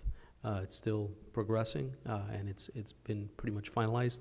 The zoning is going to come back essentially very similar to what you saw in first reading, and that kind of dovetails into things that happened this year in the state legislature that you all need to know, because it does impact kind of what we can do as a governing board. One of the bills that was passed was SB 180. SB 180 is an emergency management bill that puts certain onuses on municipalities as far as when a hurricane comes, and as far as the permitting of buildings and permitting of repairs after a hurricane. But the legislature, in their infinite wisdom, placed in there a provision that states that any change to a comp plan or to a zoning that was more restrictive than existed prior to August 1st, 2024 is void ab initio for a period of 5 years. So there's nothing that, luckily there's nothing in our code that we've done that's more restrictive, but there's nothing that we can do going forward that would create something more restrictive. That the state legislature has specifically preempted us as a governing board from doing. You had a question, Councilman? Okay. The other ones that I just want to add to that is one of the positive changes were changes to micromobility ordinances. It gave a lot more deference to local governments to be able to pass local legislation regarding the age of the micromobility devices. These are the scooters that we see on the streets. The electrical bikes require safety equipment to be added onto them. Also, where these micromobility devices can be used. And I think that's a positive, because that's a step forward on a bigger issue that we have, which are golf carts, and we continue lobbying towards that. So I'll be bringing back some legislation, some tweaks to suggest to our local ordinances to make that more stringent. You have a question? Yeah, through the chair. Is that going to give our police officers a little more teeth? Yes. I'm seeing a lot of teenagers riding electric scooters all over the town, and there's been videos of them riding them recklessly. Yes. Is that going to give us more teeth? The answer is yes. Okay. The answer is yes. It would permit us to arm our police officers if they see that kind of behavior, and they're able to prosecute, provide a Do you fine need something citation from they a can. New Revolution ordinance, something from us, or? I'll be preparing something Okay. for you for your consideration, working with the manager and with staff, and obviously in consultation with the major Yeah. on making sure that we have those fines and those provisions so that he can enforce that. Yeah, they're Yeah. not only going to hurt themselves, but they're gonna hurt somebody. So we need to stop that as quickly as possible. Thank you, sir. Thank you, Councilmember Garcia. Any other questions for attorneys? Councilmember Sanchez? With regards to micro-mobility, is the state defining what is and is not Yeah, micro-mobility? so micromobility is defined in the statute, and those are your electrical scooters, your electrical bikes, any of those type of electrical devices. They are not golf carts. Golf carts are defined separately in Florida statute. Only electric bikes or just bicycles as a whole? Bicycle is governed under a separate section. So electric it's bicycles are micro-mobility? Yes. Okay. Regular bicycles are not. There's a few other items of Vice Mayor, if I just want to put on the record. Also, it changed definitions of substance abuse treatment centers, also known as sober homes, and how that can be regulated. And again, we're going to be providing some tweaks to our ordinances. Also, with regards to plats, plats are no longer being can be approved by the governing board. They have to be approved administratively. So that's going to require a change in our code as well. And finally, oh yes, the other one is with regards to synthetic turf. Synthetic turf is now allowed as a matter of right, but it has to have particular types of materials. So we're gonna have to take a look at a revision also Wait, to our code. was that the county or the state? The state. The state preempted now local governments from synthetic turf. I love our small government. So that's pretty much my report, and just to let you know, we'll be working with local government on those and seeing what, to the maximum that we can.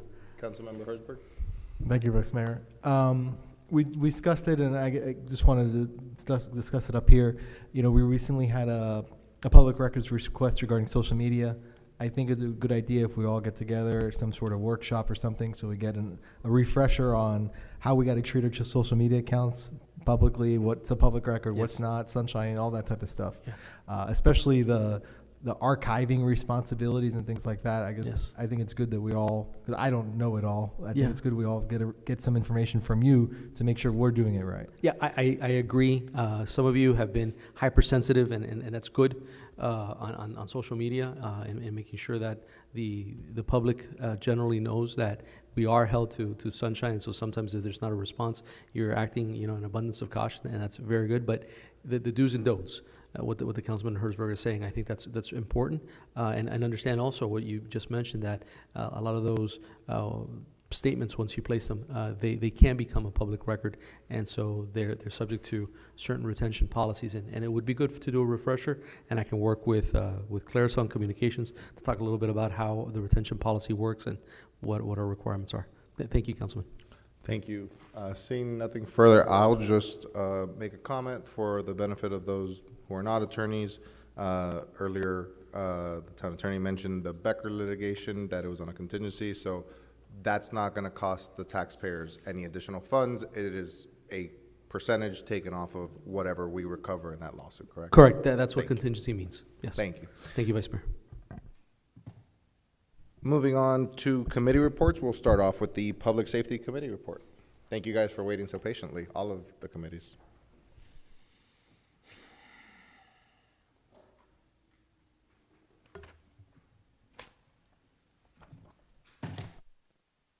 There you go. Okay, good evening. Vice Mayor, Council, Town Management, Carlos Andres with Public Safety, joined by Giancarlo as well. Before we start our report, just a little thank you to the folks that have really helped us this last year. It's been a very busy one. I want to thank our sponsors, Game Day, Ernie's Acai, Einstein Bagels, the Grams. Actually, I think Ann Little's here, has supported our initiatives. I want to thank Deputy Amador, which has been a phenomenal non-voting member to our committee. Captain Villavicencio, committee member as well, has been very influential with the fire department. The communications department, Isabella, has been wonderful. Adalis, Claricel, Tigo Casamayor has done, just did a ceremony this weekend for an event we had.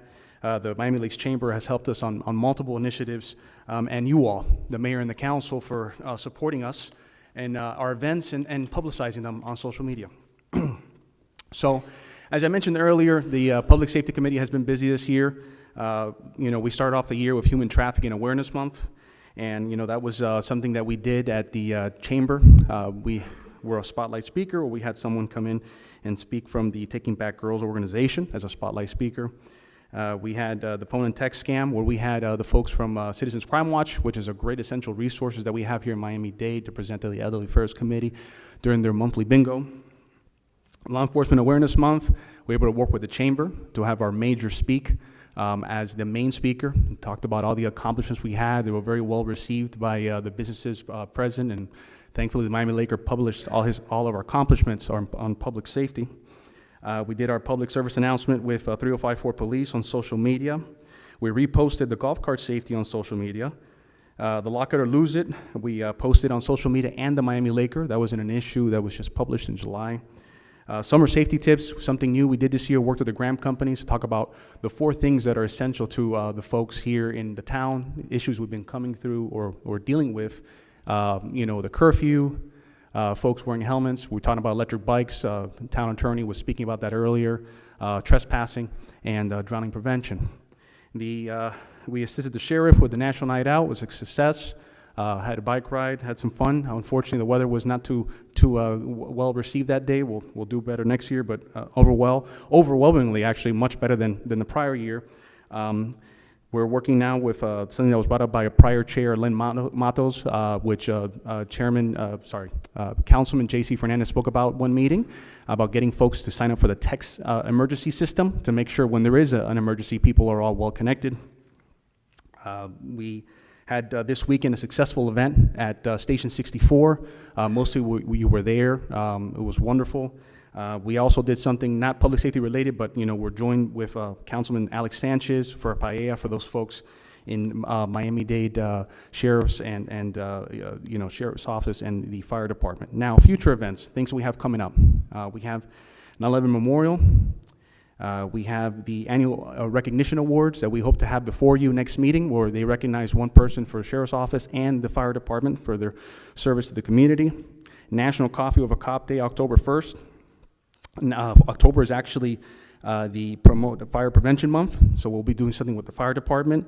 We were approached by J.C. Fernandez to work with the local HOAs and see how we can get Citizens Crime Watch more involved with them. And something that I'm here before you to ask your permission to move through with. And this is something we've been working on as a committee since we last came up here and reported to you all, is a car show, Cars for Heroes. Now, this event is not your typical car show.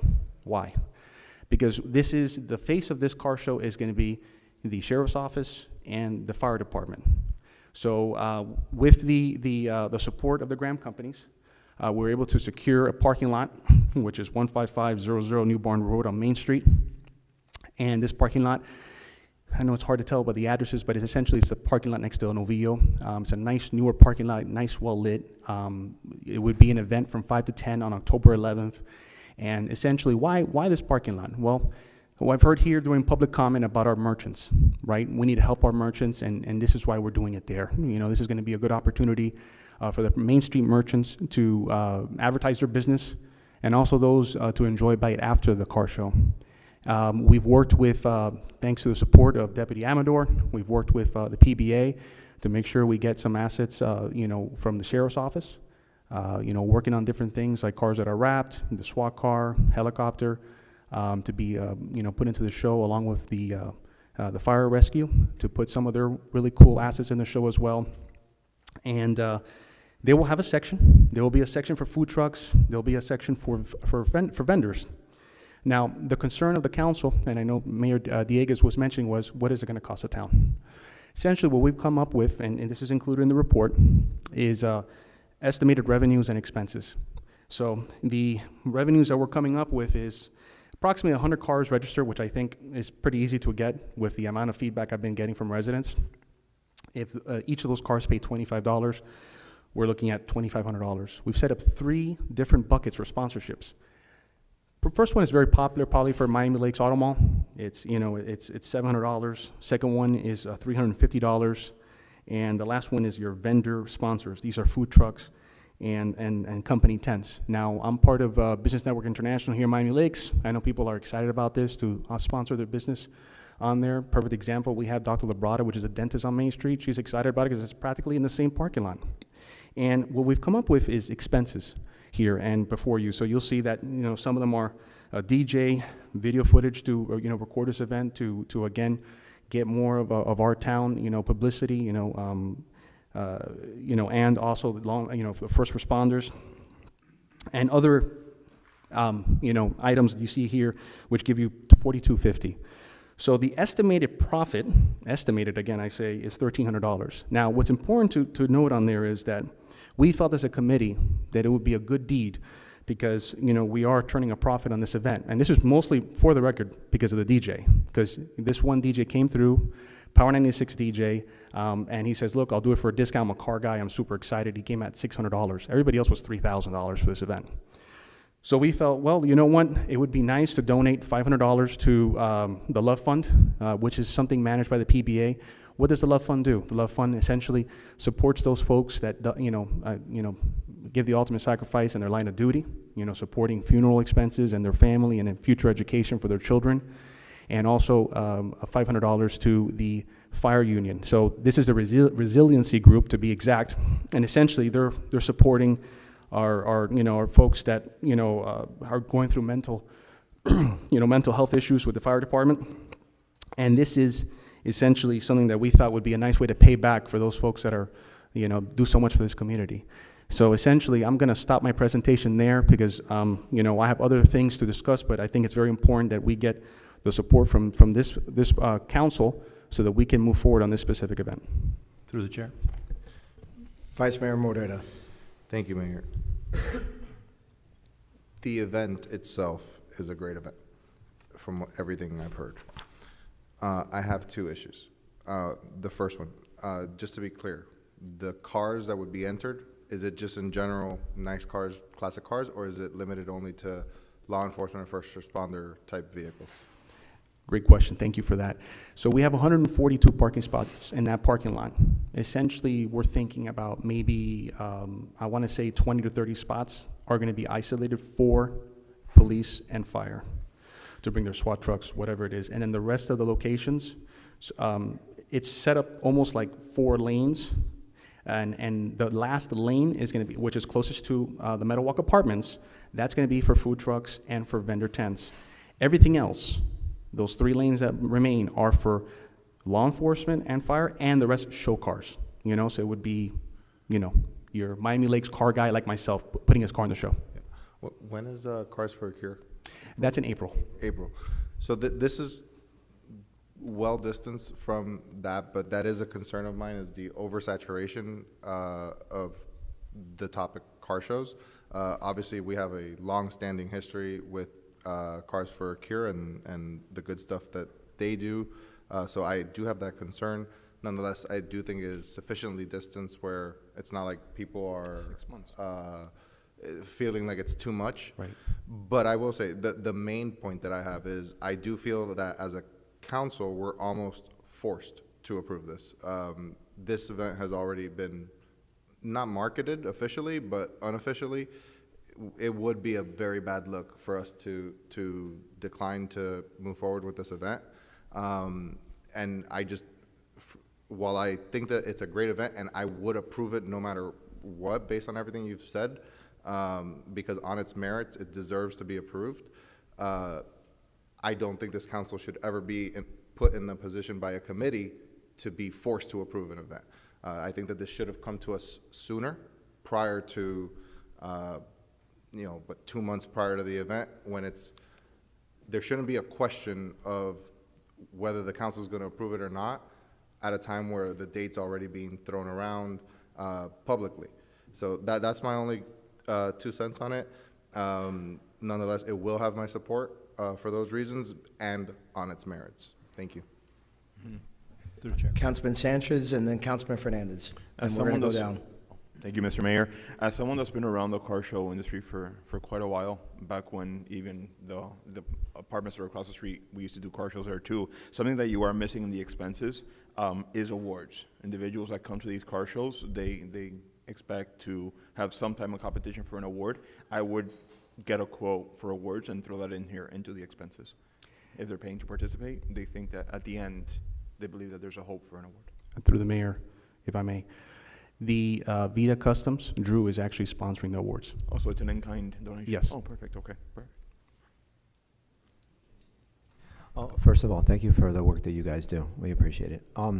The only thing I had is I'm going to challenge you to get that police car from the Rolls-Royce police car from Miami Beach. See if you can get that. Well, Councilman Garcia. I think it's a great idea. What's the actual proposed date again? October 11th. October 11th, okay. Yeah, this is great. I support it 100%. Also, you might want to have like maybe a little electric avenue with some electric vehicles. I've seen a lot of cool electric vehicles, nice wraps around here. There's some Cybertrucks. Maybe get them in there.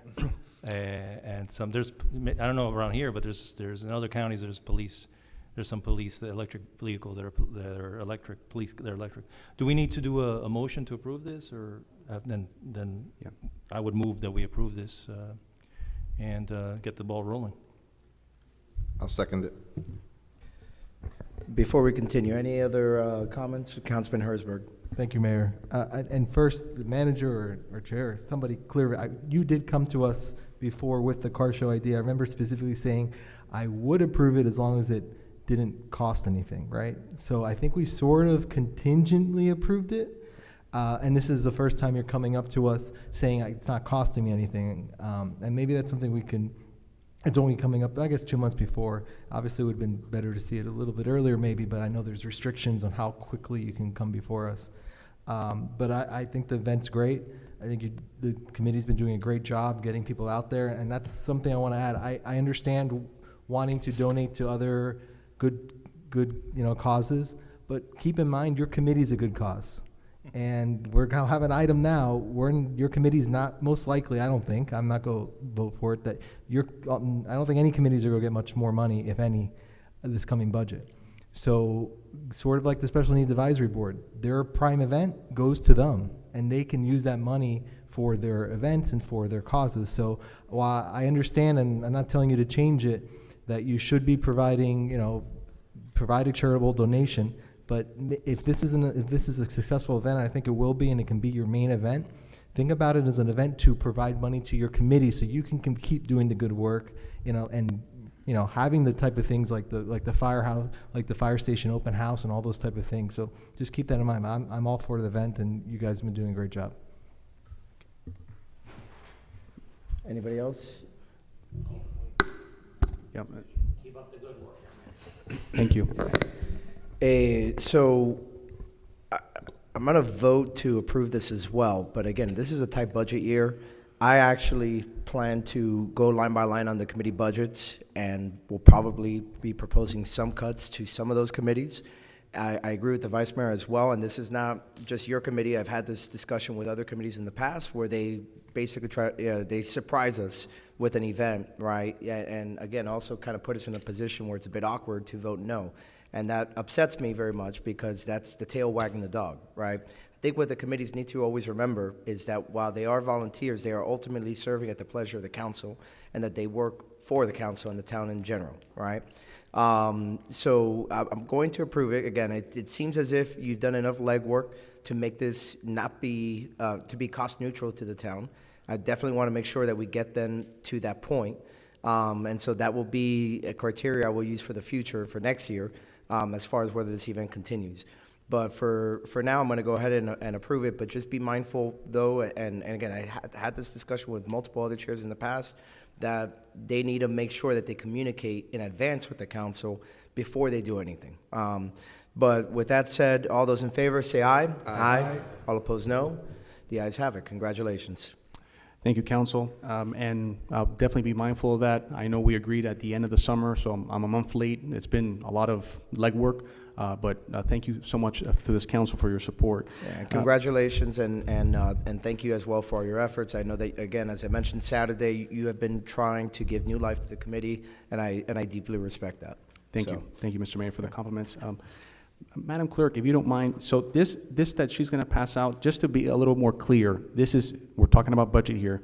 The fiscal year budget that we have, now that you all have approved this, essentially what I'm requesting this council to do is this document that the clerk is passing out. The first column is the current budget, the way it's set up. What we're requesting is a reclassification. That way now, going forward, we have a category for town events, which now, we're going to officially do one. And then the donations, which obviously is a zero line item, because when that money comes in, if there is a profit, then it would go out. So we don't have that current setup right now. Again, this is my first year as chair, so just trying to clean up certain things. So essentially, again, this is just a reclassification of some items, and hopefully I can get your support through this. I would actually prefer to see those town events broken up by the specific event. I know other committees do that. And it also allows us to better understand which event is costing what, instead of throwing into a general category.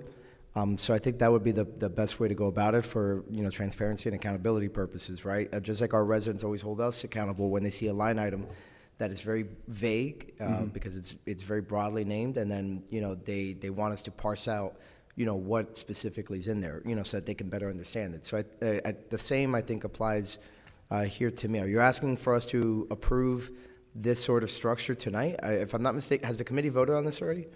Yeah, yes, it has.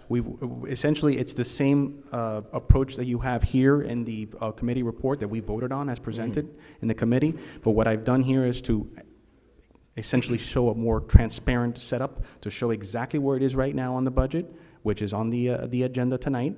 It's that first column, and then the proposed is on the right-hand side. To your point, the town events can be broken out. If that's okay with finance, I have no problem. Absolutely, do it by event. And has the committee submitted their proposed budget already to staff? The proposed budget for fiscal year 25, 26, Yeah. we have. Okay, so, and what you're looking for us to approve is just the reclassification? Yes, sir. Okay. Because again, I just want to be clear, council, again, we haven't set the budget yet for the committees this year. And again, if it's just about the reclassification, you know, then that's fine. I'll move it to go ahead and allow them to have additional line items related to these town events. But again, I want it broken down by a specific event instead of one general category for town events. So that would be my motion. And again, that's not approving or authorizing any particular dollar amount being moved around. This is specific to just their request on how to reclassify or to classify, you know, new line items into their budget. Is there a second? I'll second. It's been moved and seconded. Any discussion? Yeah, I'm sorry. Mr. Vice Mayor. I just literally, I'm sorry, I don't understand what we're approving. So they're asking for permission to go ahead and have a bunch of new classifications, in essence, for town events in their budget, right? And I'm assuming that's them trying to get ahead of the approval they will need, because, right, it's, Mr. Manager, whenever they move more than $700, they have to come to us for approval? Yes, because I'm only authorized up to $700. Got it. So I guess what they So just, far. yeah. That is something we can have a conversation about before we approve the next budget. Nah.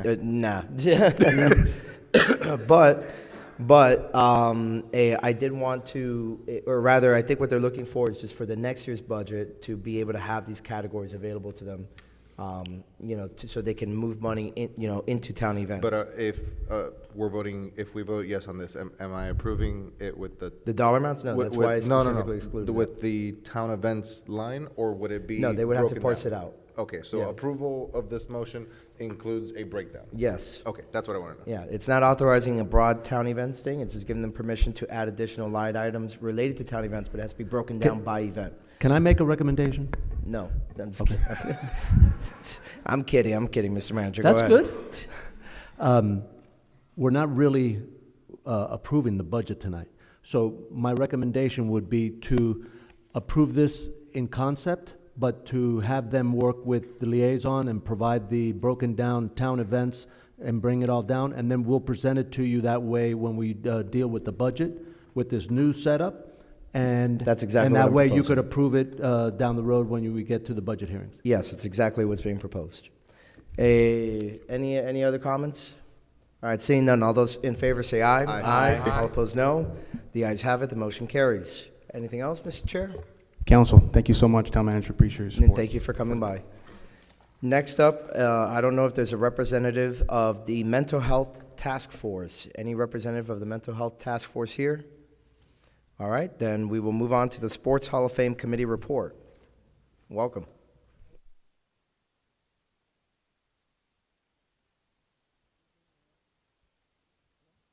At the bottom of the mic, you'll see a button. There you go. See, I don't know why they sent me tonight. No. So, good evening. My name is Miriam Ochoa. I've seen most of you at different events. But tonight I'm representing the Miami Lakes Sports Hall of Fame. I'm actually the vice chair, and I was inducted in the class of 2020. So, I'm happy to be here. What you're going to see in front of you is we met in July to make our selection for our new 2025 induction class. I believe that you have the snippet in front of you. So our recommendation for the 8th class of our Miami Lakes Sports Hall of Fame should be in front of you. When we break it down, we usually have a community builder, so somebody that's been very involved in the community, which you'll see is Don Bailey Jr. I think he is, his name speaks for himself. We also usually do a coach and an athlete.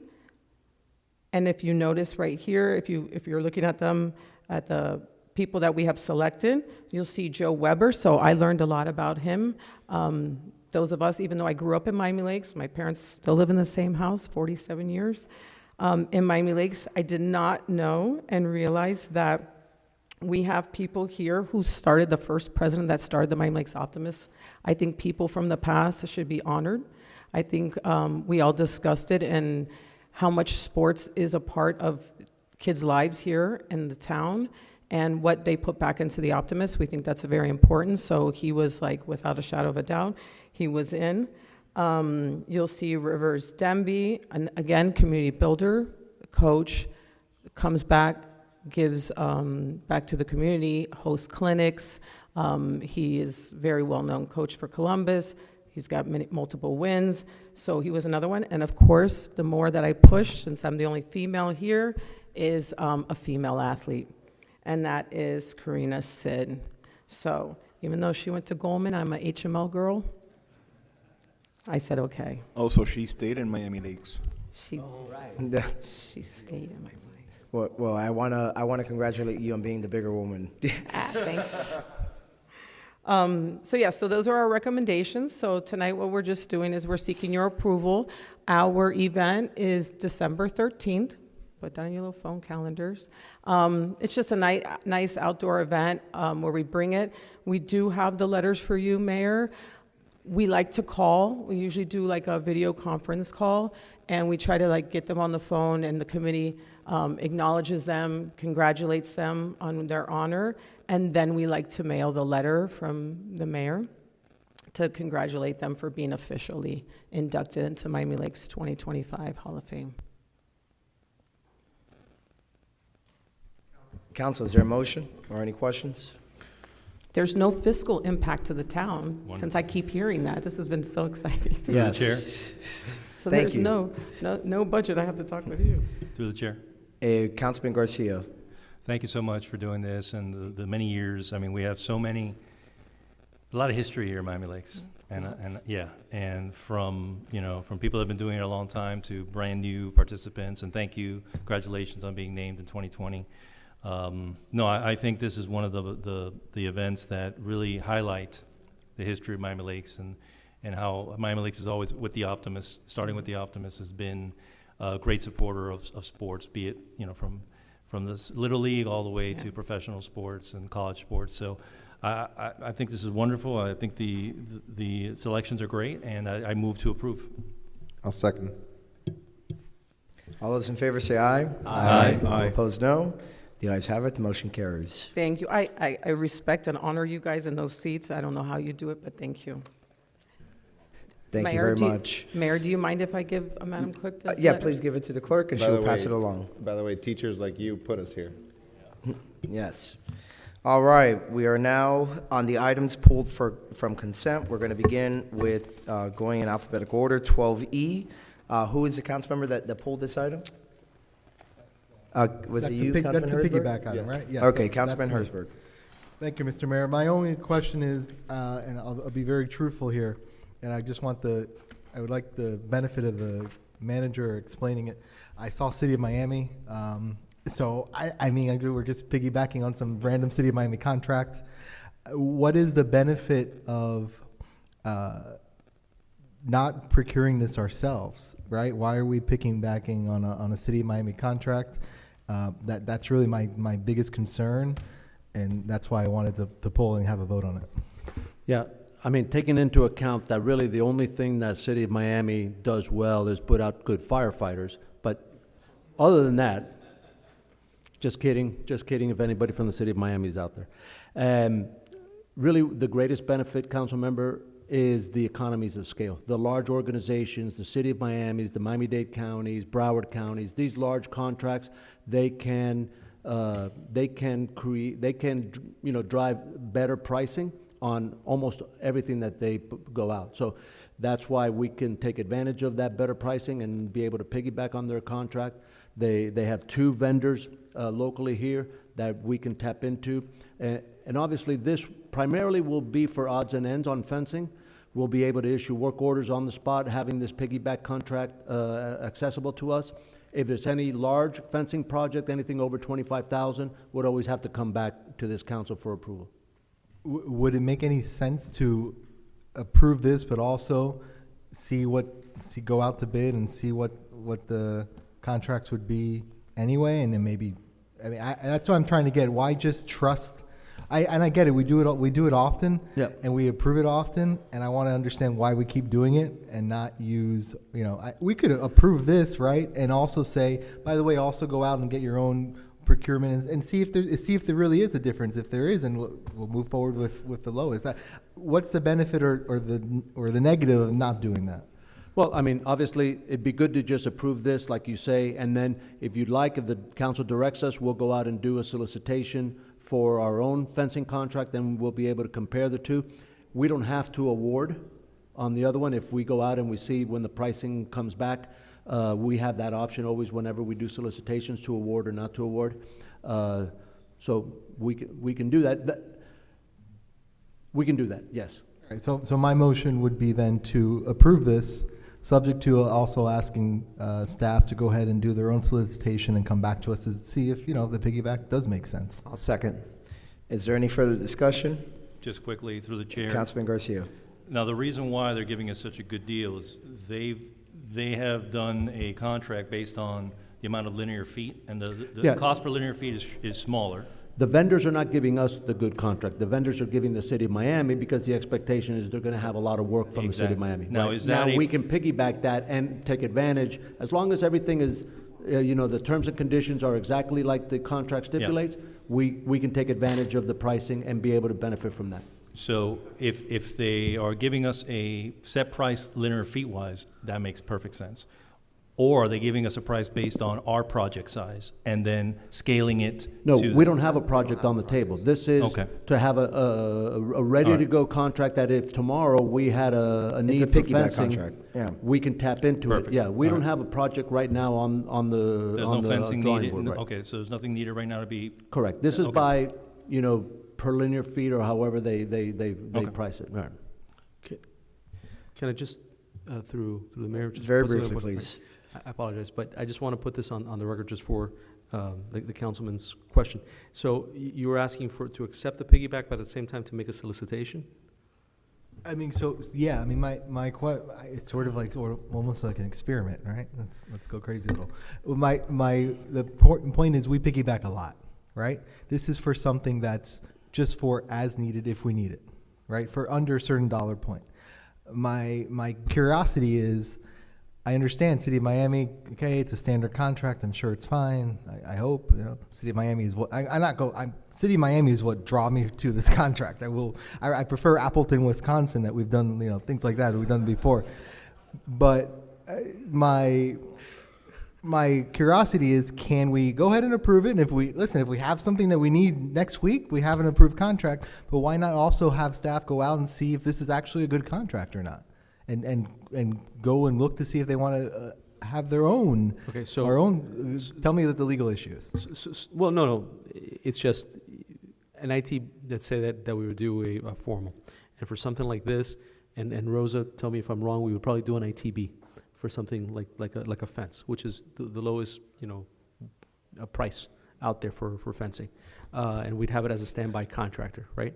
So are you suggesting that we accept this now for the moment in case we need it, and then we also go ahead and prepare a bid, and then if the bid eventually comes lower, then we go with that bid and we cancel this contract? I mean, yeah, I guess, yeah, exactly. Okay. Or come back to us, but if you can if it comes back lower, accept it, yeah, of course. Okay, because, one thing is just, we're kind of, we have to act in good faith, is what I'm trying to say. So if that's the motion, to see if there's something better out there and just have this just in case we need it, especially since we're in hurricane season. Yes. That sort of thing. Exactly. Okay. Accept it now because we need it, and let's see if there's something better. If there's nothing better, okay, we just stick with it. So that is the idea of the motion. Thank you.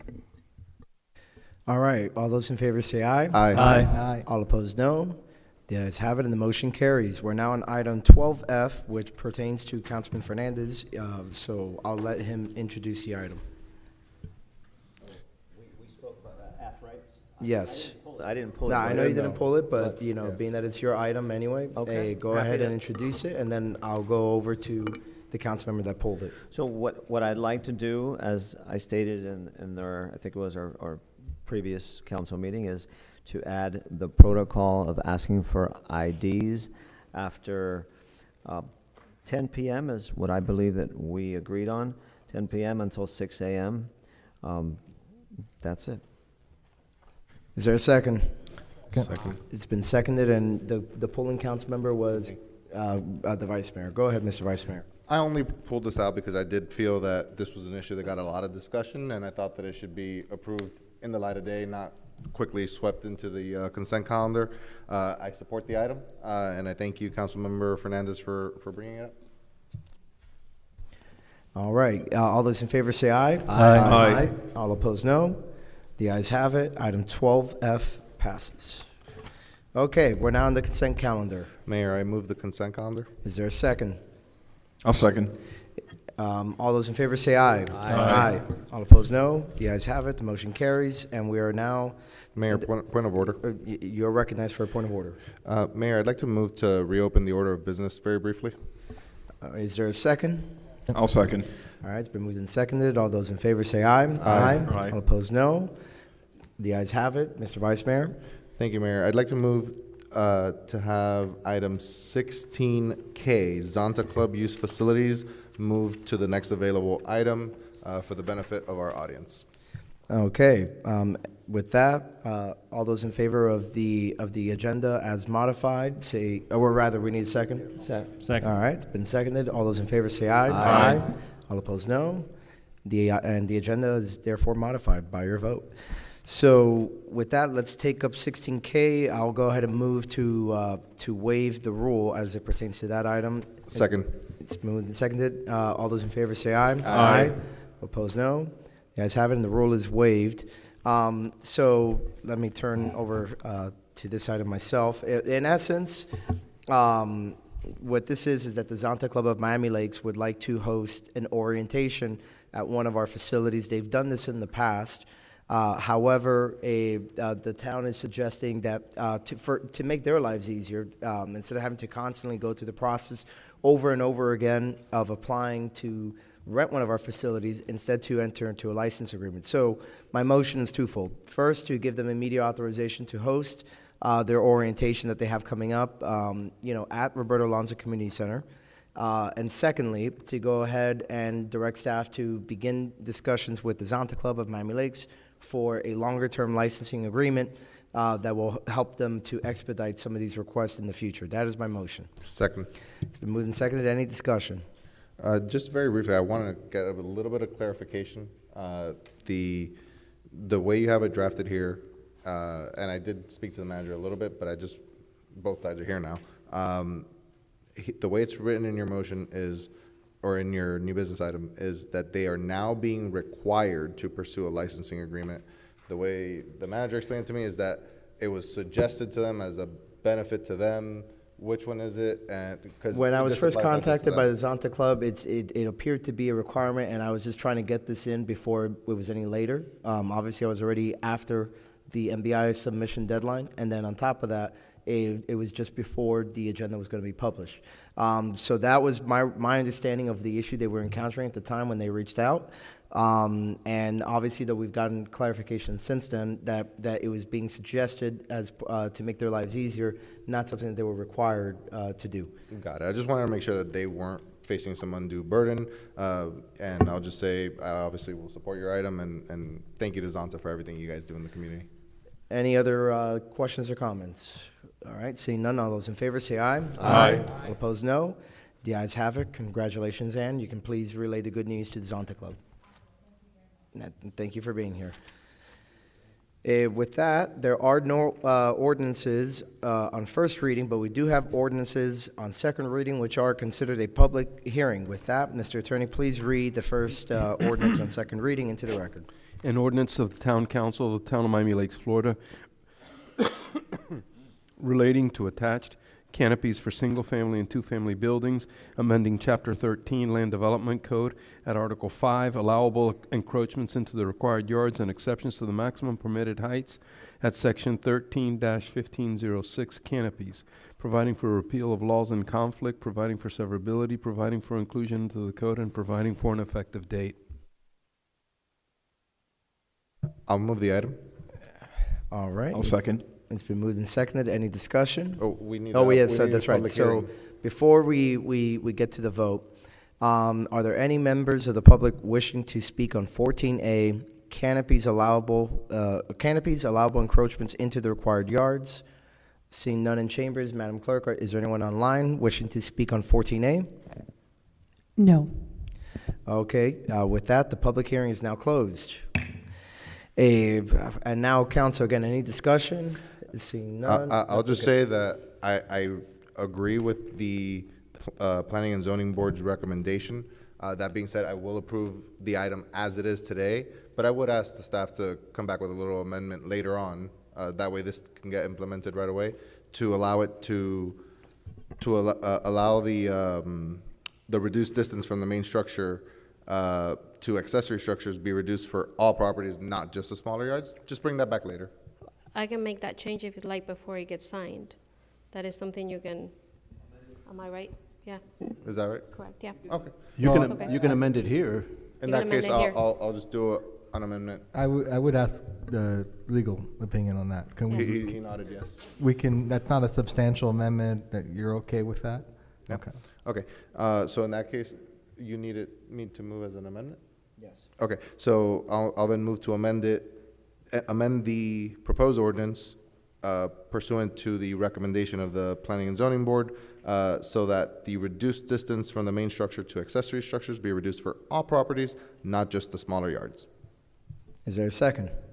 I'll second. It's been moved and seconded. Any discussion on the amendment and only the amendment? Councilman Herzberg. I just need to understand what the amendment does.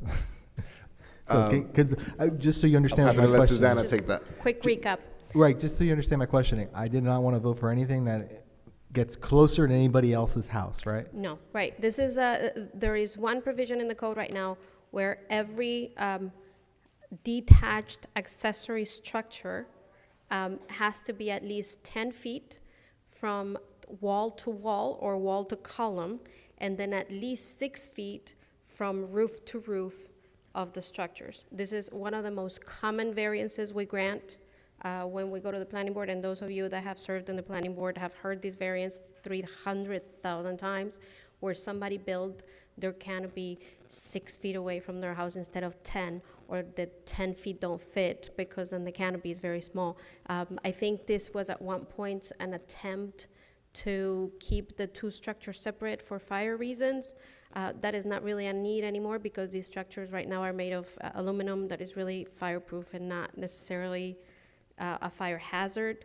So that distance right now is really more about keeping the structure detached and making sure it's not the same as an attached structure. So as long as there's some separation, we're already in the ballpark of reasonableness. A reasonable separation is 6 feet from wall to wall, and then if you add the two allowable overhangs, 3 feet from roof to roof, so that you see some clear sky between the two structures, and that's what we're allowing on smaller backyards, less than 25 feet. The amendment is that this be allowed in yards that are larger than 25 feet as well. So even on larger yards, if you want to put your structure a little closer to your main structure, that's okay. And again, 6'3" is Closer the to your own house. Right, Not not your to the neighbors. neighbors, Got it. correct. So people want to do it in their own house, that's fine. As long Correct. as they're not affecting your neighbors, that's all I care about. And even nothing in this ordinance allows anything to be closer to anybody else's property than 5 feet. Even in yards that are very small, we are allowing an attached structure that is never closer than 5 feet to anybody and is never covering more than 20% of their rear yard or the rear yard. So this is not to allow ever, overspread canopies. Right. Is to contain the canopy to a reasonable shade structure. And 5 feet is not being changed, that's what it is? Never, no, Perfect. it has not been Okay. changed. So I'm all good then, thank you. Anything else? All right, all those in favor of the amendment, say aye. Aye. All opposed, no. The ayes have it. The amendment is adopted. We're now back on the main ordinance as amended.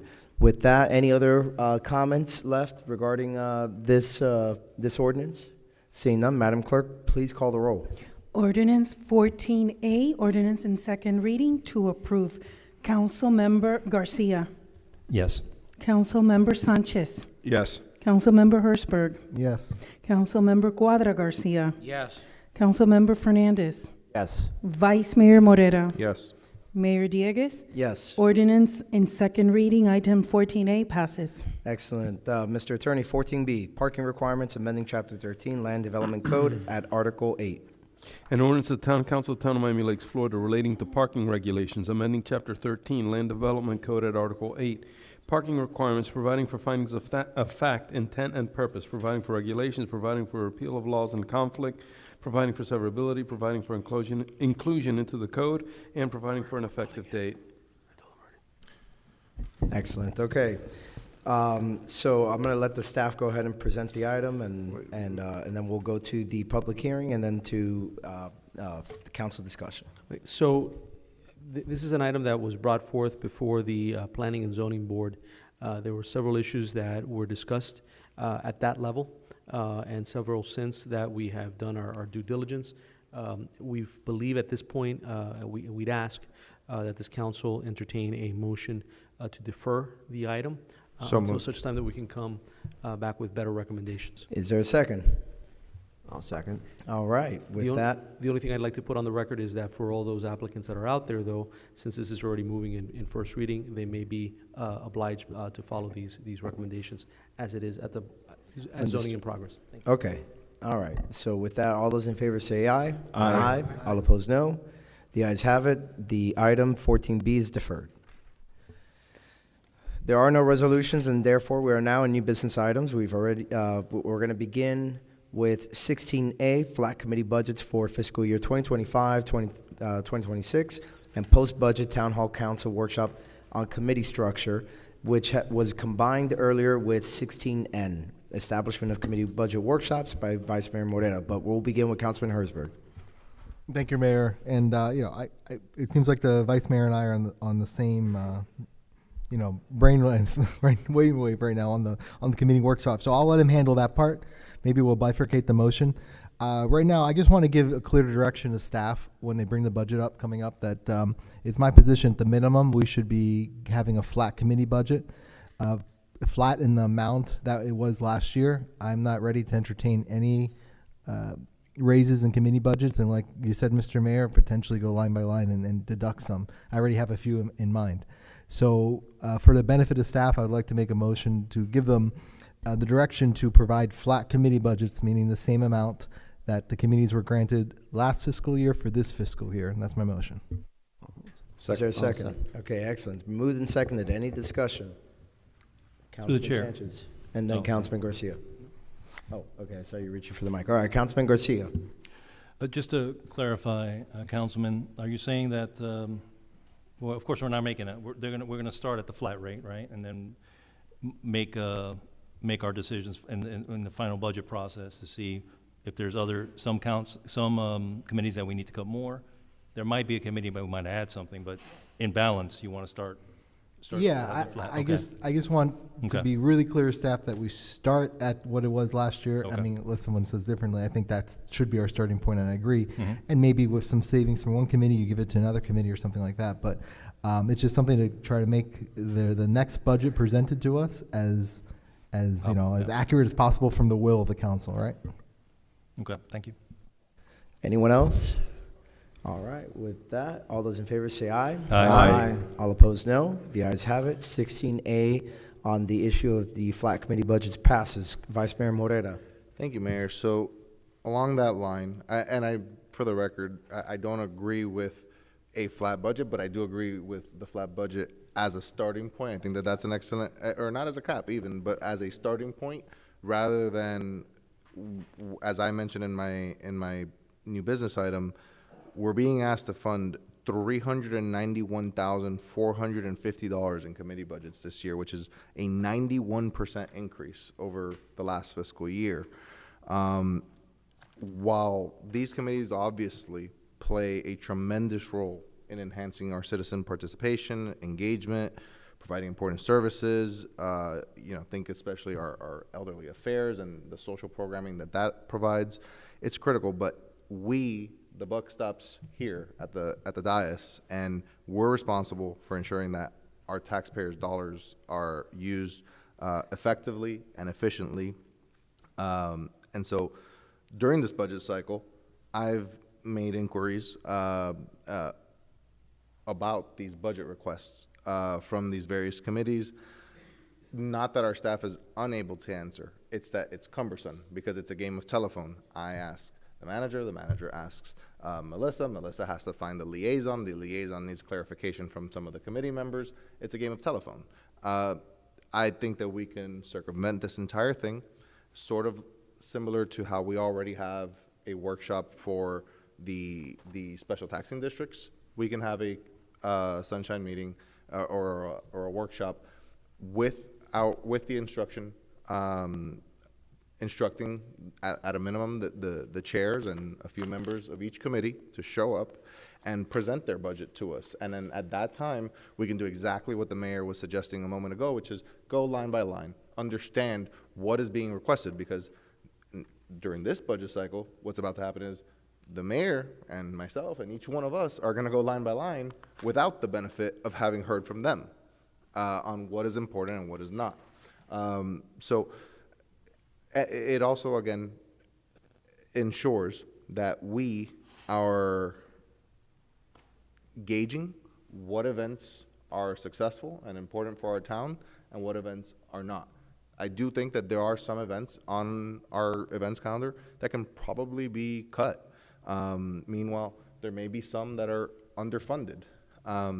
This all just creates A, an air of transparency, and B, ensures a more efficient administration of our taxpayer dollars. So I move for the establishment of a committee budget workshop to take place every year, starting with the 26th, June of 2026, for it to take place no later than June 1st, no earlier than June 1st, and no later than July 31st of each year, commencing with 2026.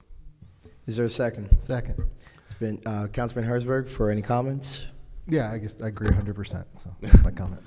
Any other council members wishing to speak? Councilman Sanchez. If I could give a brief little clarification too, the reasoning for that timeline of June 1st and July 31st, I do understand that that is before we receive our tax roll. However, it is my understanding that we do have an estimated tax roll. We have an idea of what we're going to be receiving. We can start working on the numbers. By July 1st, anytime in July, we would already have the tax roll. Correct, but I'm, okay, yeah, that's right. I gave a 2-month period. I would prefer it as early as possible, but I understand that some of the dates that I provided are before that. I think that that's irrelevant, but I wanted to make sure to say that that shouldn't affect our date. Councilman Sanchez. This question is Mr. Coviella. It's for you.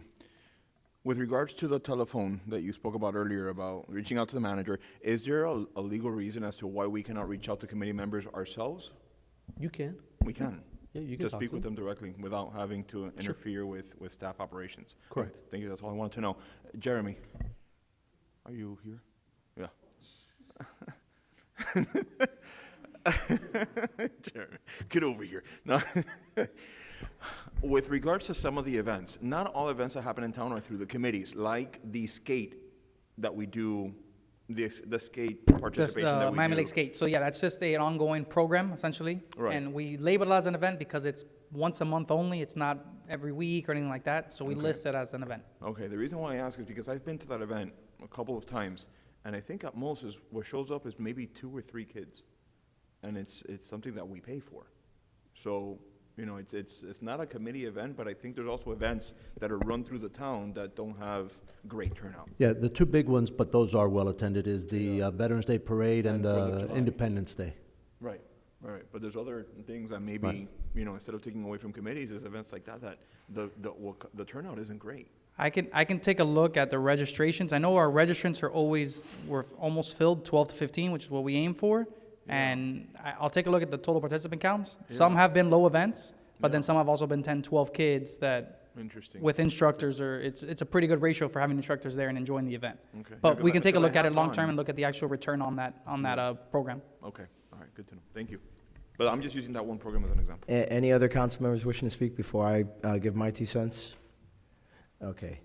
So, Mr. Vice Mayor, unfortunately, I'm going to have to be a down on this, and I'll tell you why. We used to do this actually for when I first started, and the truth is that what usually came out of those meetings was just them presenting a budget, and it was information that you're going to get anyway by the time, for example, in our case now, when we get to the August 27th Sunshine meeting to go over the budget line by line. And it just creates another meeting that staff has to attend, that we have to attend. And I do think that, to Councilman Sanchez's point, not only should we be reaching out to them directly if we want to get that information, but it's also incumbent on them to argue for their committee budget request, right? So they should be proactive in coming to us. And the truth is, again, I'm just doing this from what I experienced before, that it just felt like another meeting just to get information that we're going to get anyway. And, again, and as far as their advocacy, they're the ones that need to step up and argue for their budget. But that's why I'm a no on this. It just, again, I think they need to be the ones to step up, and I know that this meeting affords them that opportunity, but they should be doing it on their own, one, and two, it's just, again, another meeting that we're going to be taking on, and, and while I understand the time frame here too, we actually, I believe we used to do it in May even, or June, and again, we don't have complete numbers, and we still are working on finalizing the budget per what I remember the budget director mentioning. So, for that reason, I'm a no, but just wanted to let you know why. Any other comments? Okay, seeing none. Madam Clerk, please call the roll on this one. Motion for the committee workshop to take place every year, starting for the budget 2026, with the dates provided by Vice Mayor Morera. Councilmember Garcia. Yes. Councilmember Hertzberg. Yes. Councilmember Cuadra Garcia. Yes. Councilmember Fernandez. Yes. Councilmember Sanchez. Yes. Vice Mayor Morera. Yes. And Mayor Dieguez. No. Okay, the motion passes. Whoops. All right. Okay. So we are now on item 16B, alternative revenue source, FPL or FLP apparently, franchise fee by Councilman Fernandez. On the agenda, it was FLP. Oh, because on the memo it's got it. Okay. So, thank you, Mayor. So I think that it's clear that a lot of the residents have reached out to us, and I think that there really isn't an appetite to raise the millage rate to the max, the cap that we set. I'm trying to find different ways that we can generate some funds. We're going to have a shortfall this year. I don't think that anybody can argue that. And I'm hoping to get it to as close as we can to the proposal from the management. But that said, I look at this fee as more of a consumption or usage fee where if you can't afford to run your AC, 12 hours, 20 hours a day, then you just lower, you raise the thermostat. In my eyes, that's the way I'm looking at it. I think the motion is to direct staff to bring back a resolution at the first budget hearing to increase the franchise fee from 3% to 6%. We also know that we are going to have the 10% that is now being added to it will be dropped. I think the manager mentioned it earlier as well in December, at the end of December. So that is part of my motion. The other part is to request staff to present an ordinance in the first reading at the first budget hearing, modifying the surplus FPL franchise fee ordinance, suspending the ordinance for one fiscal year to allow the entire additional $1.5 million to be used in the general fund for town operations. That said, it's important to note that I would also ask to still allocate the approximately $225,000 in the surplus franchise fee for the appropriation of infrastructure, since that is what it is now, as the ordinance reads, is now a requirement. I second as stated. All right, it's been moved and seconded. Any discussion? Councilman Garcia. Thank you. And I appreciate this item. Councilman, I understand your thoughts. I just want to let my constituents, the residents, and also us know that FPL this year requested through year 26 to 29 over $4 billion increase in rates.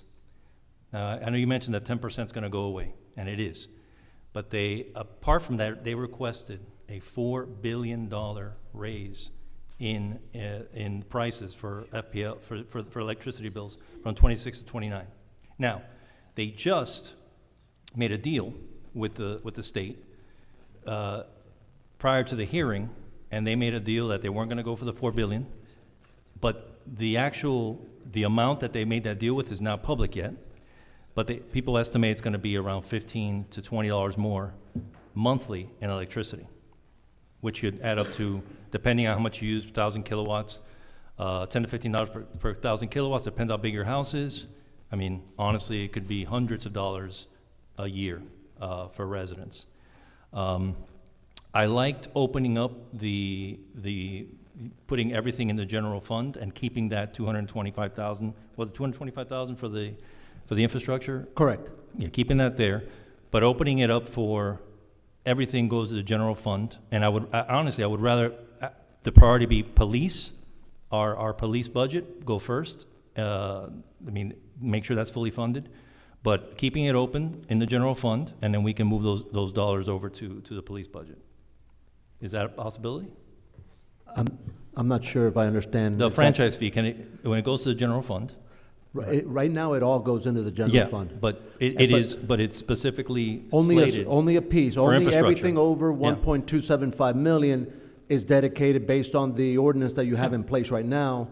So I'm for goes removing to that ordinance, infrastructure. for the year and keeping it open, so it all goes to the general fund, right? Instead of the 225 staying in infrastructure? Well, that 225 can stay in infrastructure, but the rest should just be going to the general fund. It already does. It already does that now. All right, then I would recommend everything go to the general fund, so we can move that money to the police budget. We have that ability to be flexible. But are you, I just want to be clear, are you saying not to raise it to 6% or? Oh, absolutely not raise it to Okay. 6%, no. So just, what you're advocating for, I just want to be clear, is the yes. 1.5 million that we're going to get at 3%, have it all go to general fund and none of it go to the 225 for infrastructure? Well, the amount that it takes to cover the shortfall in the police budget. Well, there's no real shortfall in the police budget. Because it's all part of the general fund. It's all part of the pot, right? So the pot, all money goes into the bucket and things get paid out, one of which is police. I guess giving us the flexibility to put it where we want is, I guess, the entire franchise fee is what I would approve. As far as going to 6%, I don't agree with that. Mayor? Mr. Vice Mayor.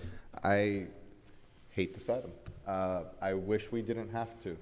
I wish I wasn't going to support this. But the reality is that I am going to support this. For one reason is, as Councilmember Fernandez stated, number one, the resident, to a degree, has more control over their electrical bill than they do the constantly rising value of their property. You can do absolutely nothing, you can do absolutely nothing to your home, and yet the property will increase, the property value will increase. So if I'm going to do an increase, I'd rather it be here where the resident has a little bit more control. That being said, I am also comforted by the reduction of, or the elimination of the 10% hurricane surcharge. What I did not see here was any mention of a start date for the change. The numbers that Councilmember Fernandez has in here are as if we would be able to start at October 1. It looks like we would probably not be able to start at October 1 because our agreement with FP&L that we recently looked at, and Councilmember Fernandez and I had a conversation about this before he completed to get information before he completed the specifics in here. It looks like we probably will not be able to start it until January 1 because there's a 60, by the time we notify FPL, they start at 60 days later. So we'll probably, in this first year, if you elect to raise it to 6%, in this first year, we're probably going to miss out on 1/4 of that extra. I mean, obviously, the other part, the 3%, we get it, no matter what. But the extra 3%, we're probably going to miss out on 1/4's worth of revenue. So... when would it start? Huh? When would it start? January 1 is what we're, Okay, that's we what I think. want to know, which is coincidentally the same time that the 10% goes down. That's what we're programming. Maybe we could squeeze it in December 1, but I January would 1. rather you didn't. Okay. I would rather you didn't. I would rather it start January 1st so that our residents can experience the decrease at the same time that in the surcharge as they do in the franchise fee.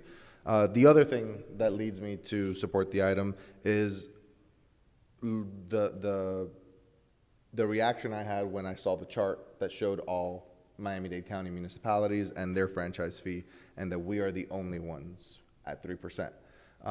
So in reality, we look at our millage rate and we look at our taxation in this town, yet everybody else is playing with cheat codes, and we're not. They're using the franchise fee to supplement their budget, and we're not. So in reality, comparing other municipalities' budgets to ours is apples to oranges, because in reality, we're fighting with one hand behind our backs. So I think that this would allow us to actually more accurately be apples to apples and show just how much lower our taxes are, because I'm sure we're not the only municipality going through what we're going through. I'm sure that come next year, number one, I'm sure everyone up here is going to work throughout this entire budget cycle to create the lowest possible millage rate. But when we come back next year, I'm sure that we're going to be in the top 5 again for lowest millages. And it'll actually be apples to apples. I'm pretty sure that if you did that chart that shows the top millage rates in the town, or the lowest millage rates in the town, but you incorporated the fact that we're the only ones taking a 3% franchise fee, I'm pretty sure we're number 1 in the entire county. So with that said, I will support the item. Mr. Mayor? Councilman Sanchez. So this item has been brought up way back when the county, it was taken away from the county and it was brought down to the local municipal level. And I remember the hearings from all that time and how against everybody was, even at the 3%. And this is, even if, let's say, someone, instead of running their AC for 10 hours a day, decides to run it for 8 hours a day, those savings are very minimal. That's really the appliance that costs the most to run in a household.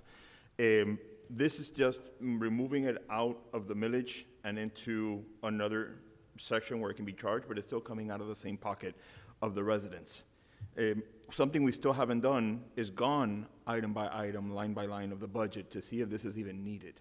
You know, I am not going to be able to support this item because we don't know what the final number is going to be. You know, we're hoping for a flat rate, but we still haven't seen that final number. We have seen preliminary numbers, if we leave it at a 2.07, and what can be cut, what won't be cut, but we don't have a definitive number. So at this time, I cannot be in favor of this because it's still coming out of the same pocket, which is our resident. Even if it's not going towards the millage, it's still coming out of the same source. So it doesn't have my support at this time. Mr. Manager. Can I answer that? Yes, Councilman Fernandez, before we move on. So I don't necessarily agree with and I respect your opinion, but the way that I believe that it really, it has to, and the fact that businesses also pay into it. Mm-hmm. You know, I don't know if you've considered that. So whatever it is that we do maintain at, or whatever it is that we agree on in terms of our franchise fee, we have some generating funds from businesses too, where we don't necessarily when it comes to the millage rate. So I think that we're offsetting some of those costs, and our tenants as well, where our tenants are actually going to be paying into this, where in our millage, with the millage rate, they pay essentially at, you know, they pay the landlord has to pay the taxes. We get that, but they're directly paying it into the millage, into the franchise fee. So I just wanted that to be on the record, and hoping to change your mind. Yeah, if I can reply to that. Well, I let him go out of turn just because he's the sponsor of the item, but let's go through the rest of the council first. Councilman Herzberg and then Councilman Cuadra Garcia. Thank you, Mayor. So to be very clear, I'll support the item only because we have to if we're going to use these funds, right, for general fund. I'm not really in favor of 6%, and because we don't have the final numbers. And honestly, I've been doing the math, and again, we need the final numbers, and we'll have a lot more clarity hopefully after the next workshop or both workshops. I'm more in favor of looking at a hybrid, where there is a slight millage increase and a slight franchise fee increase. Why? Because and again, I'll double check the math and we'll talk about the workshop. When you look at the franchise fee and how it affects lower income people, especially those in fixed income, in that own property, it probably might be more a year for them than it is for the property taxes. Because the property taxes for seniors and longtime homeowners have more protections than the FPL franchise fee, honestly. If you look at the math, I'll bring the math, JC, I'll bring the math. Regardless, the reality of the situation is the franchise fee will most likely have to go up. I'm going to support it so then we can get staff to move forward on the ordinance issue. I mean, 1 year, fine. I would like to get rid of that ordinance and allow us to have that flexibility that we need as a council for, just get rid of it, period. But let's work with it for 1 year. Definitely want to get rid of that and remove those restrictions. I've not set on 6%. I'm not going to tell you for sure that I'll vote yes on 6%. But I do want to move forward to give us the option to vote yes on 6%. Because if we vote this down, town attorney or Mr. Manager, you can confirm, if we vote this down today, we won't have time potentially to open up amend the franchise fee for our budget in September. Yeah, I guess in response to that, I just want to put the motion that Councilman, I don't want to speak for him, but the motion, if I understand it correctly, is really you're not making the decision to raise it to 6% tonight. What you're asking staff to do is to prepare a resolution to bring back to you at the first council meeting with the change for you to consider, right? And then it could be amended or whatever, and we will then also incorporate that into the budget that we'll present to you next week in the budget workshop, where we can get guidance from you at the workshop that we can then bring something different at the budget hearing in September. Right. What we looked at, because these two items, this item and the one that just passed dealing with the flat budgets for the committees, when they hit the agenda, we started crunching numbers. And if this item were to pass in this current fiscal year, and we were able to allocate the extra, not 1.5 million, but because it's only 3/4 of the year, because we miss a quarter, we lose 250,000. So allocating what we can as of January 1st to this, we know that we can bring back a millage rate of 2.2459, which is significantly less than the ceiling that was approved by this council, right?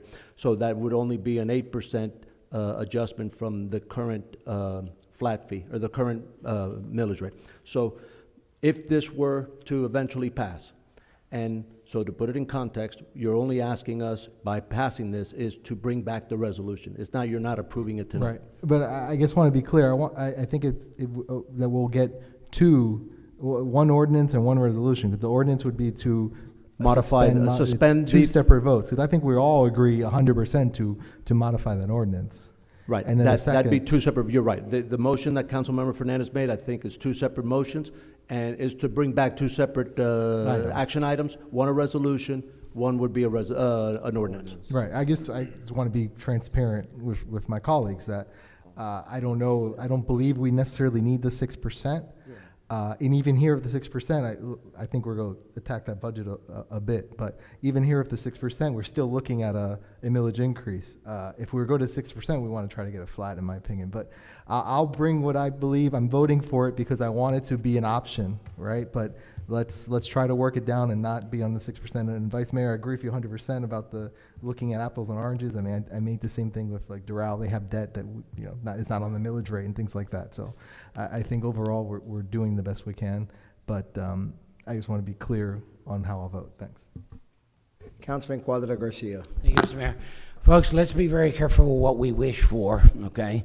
I want to echo Councilman Alex Fernandez. Sanchez, I'm sorry. Basically, I think we should really be very careful. Think of what we're going to do with this millage. Let's go line item by line item and see if we could find the money.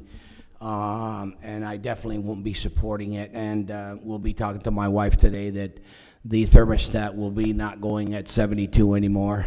It'll be going to 78. She'll probably kill me, but you guys are really gonna hurt me with that thermostat issue. So, thank you. Anyone else? I have a reply. Councilman Garcia. Thank you. Thank you. And I appreciate the feedback everybody's giving here. I just want to reiterate once again that every year FPL tries to increase the rates, be it commercial, be it residential. Every year they try. Billions of dollars, guys, and eventually they're going to succeed.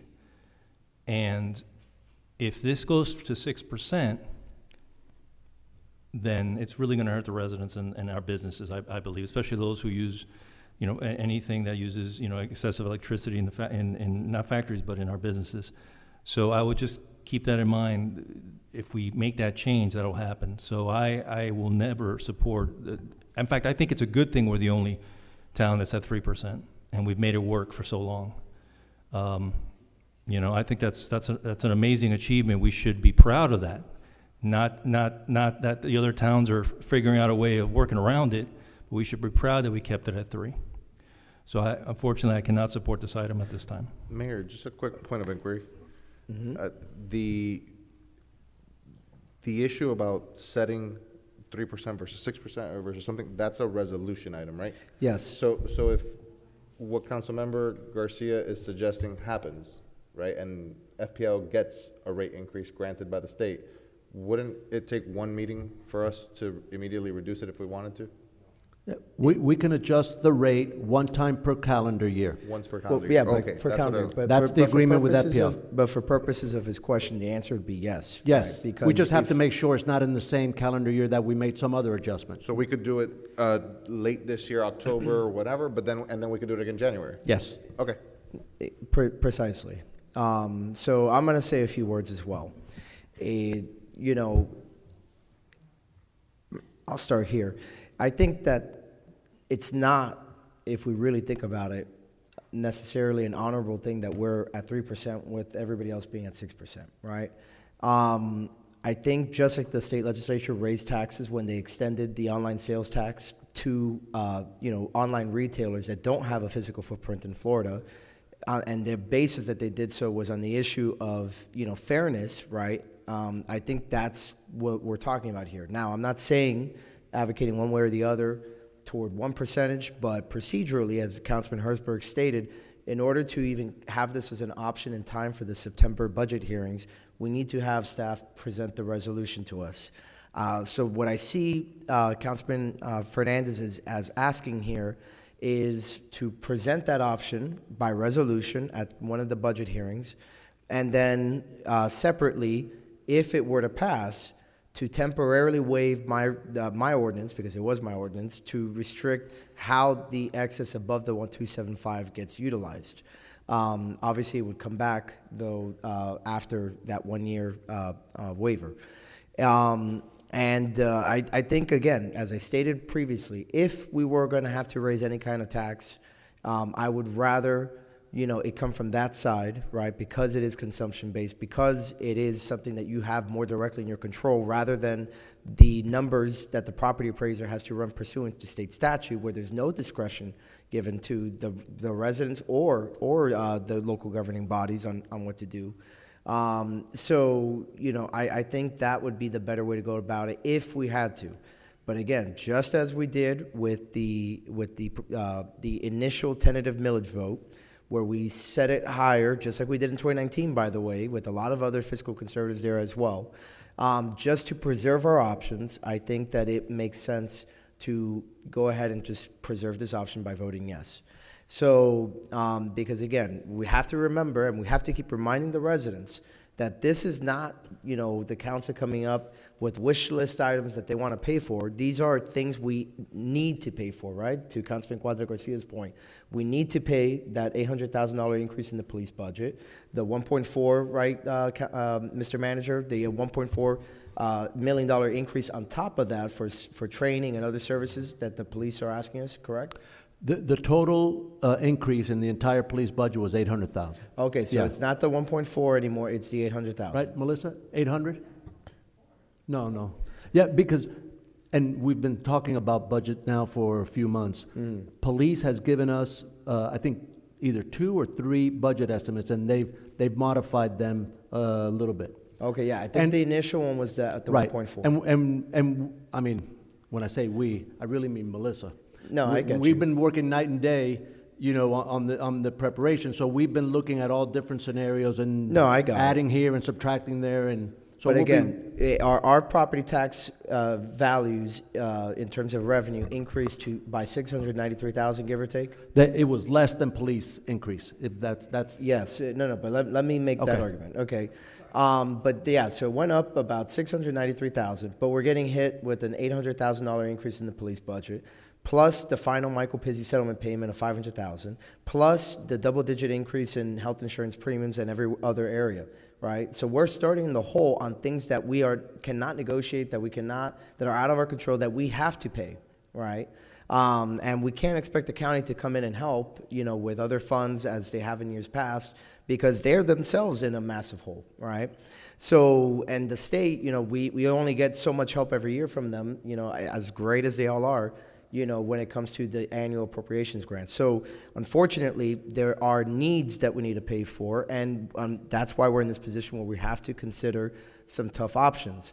Obviously, as I previously stated, my preference would be to keep the millage rate flat, right, and to cut as much as possible, and that includes, making sure that we don't have any golden calves that we're afraid to cut down if we need to. Everything needs to be on the table to keep the millage rate flat, and again, to make sure that we're paying for those expenses that we need to pay, right? And I would remind everybody that the reason why I agree with Councilman Garcia, Councilman Herzberg, and the Vice Mayor about moving as quickly as possible on 59th Avenue is because the sooner we get that project done, the sooner we free up the People's Transportation Plan money that we get, that we can apply toward other infrastructure needs, so that we don't have to be constantly in the situation of walking on eggshells when it comes to the budget. With that, let's go ahead and call the roll, Madam Clerk. Councilmember Fernandez. Yes. Councilmember Cuadra Garcia. If it's in support, it's a no. Councilmember Herzberg. Yes. Councilmember Sanchez. No. Councilmember Garcia. No. Vice Mayor Morera. Yes. Mayor Dieguez. Yes. The motion passes. Okay. With that, we are now on item 16C, which was report card performance evaluations by Councilman Cuadra Garcia. Thank you, Mr. Mayor.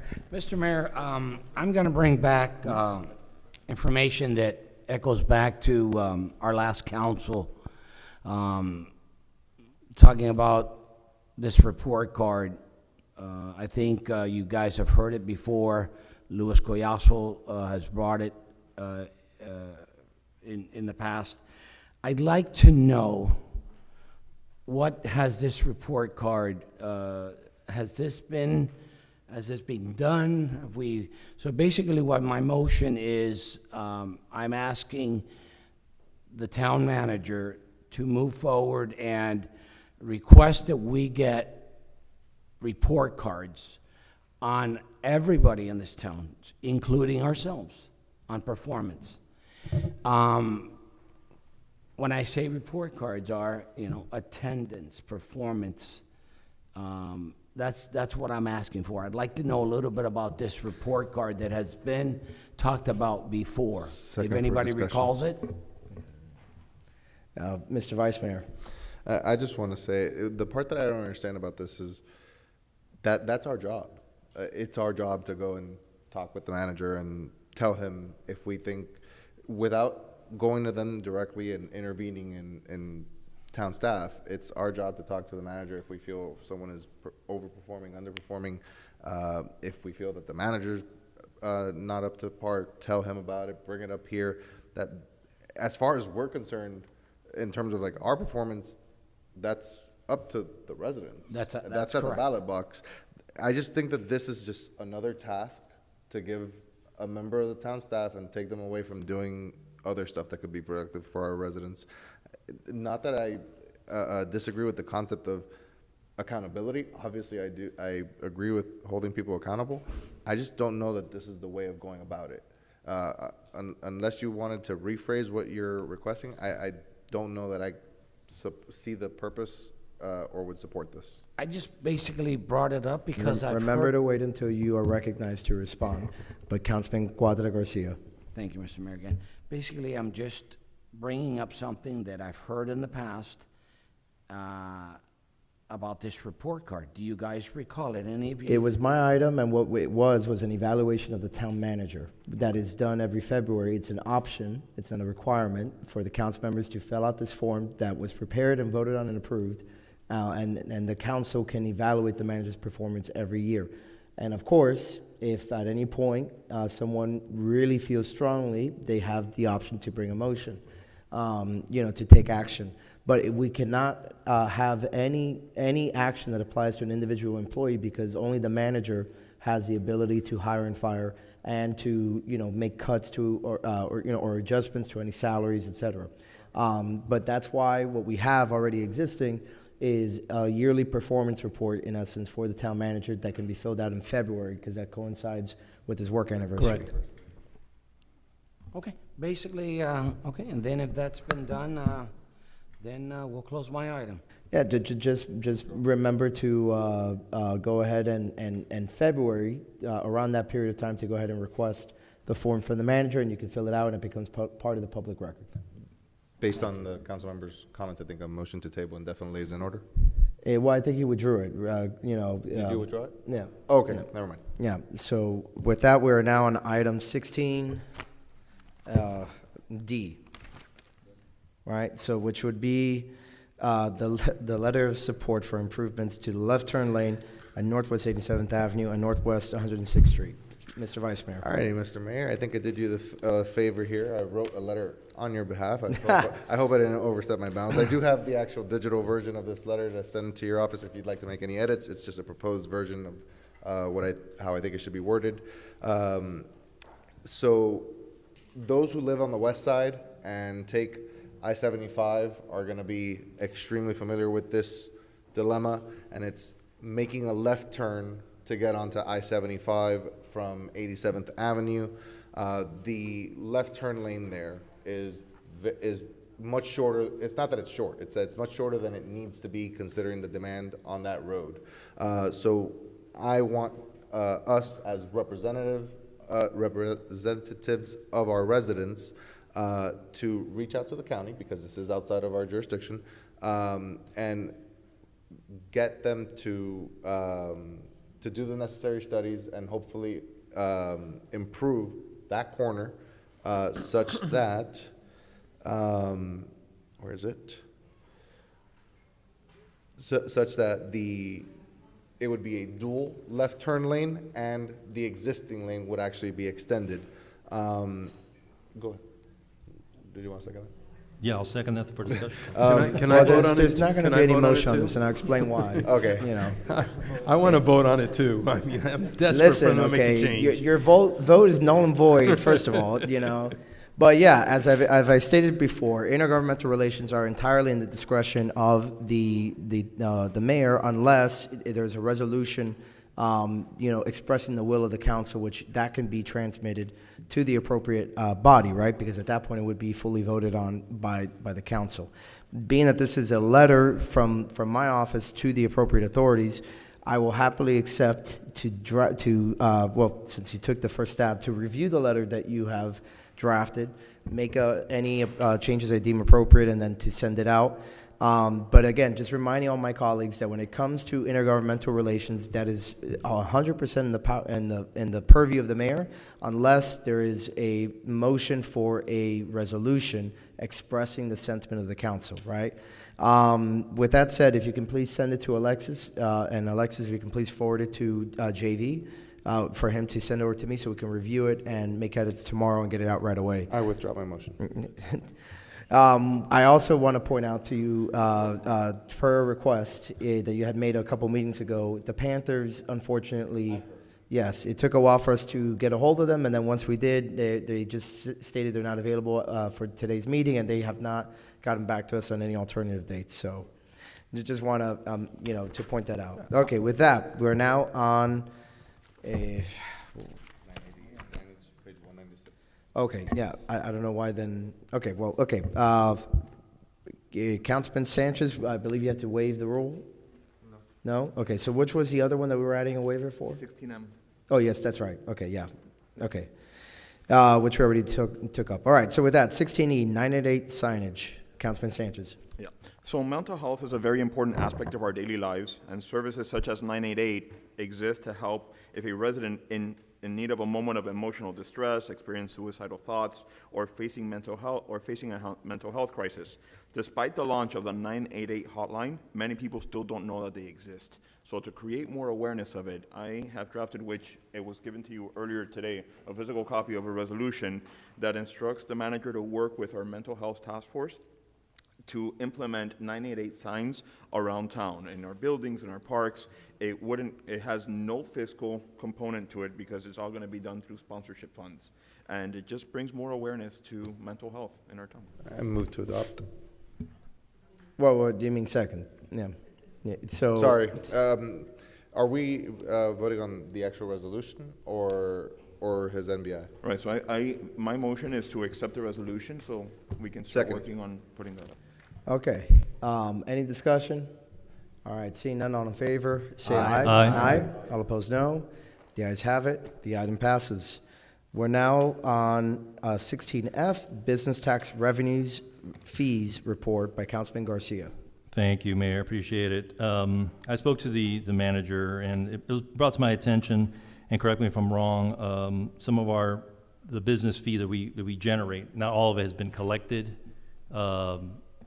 There's still a percentage that hasn't been collected, or there was a report that that we were talking about creating to make sure that we're getting all the revenue that's supposed to come to the town. So then we know, to make these decisions during the budget cycles, we have an accurate account for all the revenue coming in last year, so we can make predictions for this upcoming cycle. So I would just want to ask you a couple questions about that. The business tax revenue fee currently, are we up to date with all the collection of that? There are some challenges. Okay. There's some technological challenges. There's some challenges, especially with businesses just coming in and opening up, and without basically almost an inspector going to every commercial property and walking the halls or going to the directory and looking to see what business doesn't correlate with our records, then going in and then citing them. But I think what I think you'd like, we can come back to you next month and report it as a manager's report with a full detail of this process. We can give you any, how we do it, what we collect, any challenges that we have, whether it's technology can solve or whether it's some other factor that we think can solve it.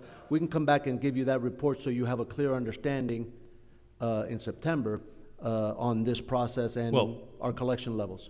I'd like it a little sooner than September, because I'd just like to make sure that if there's something we can do to make sure we're collecting all the revenue possible, because that revenue comes in and it goes out, right? So currently, do you have an idea of how much business tax revenue we're collecting as of, let's say, August of 2025?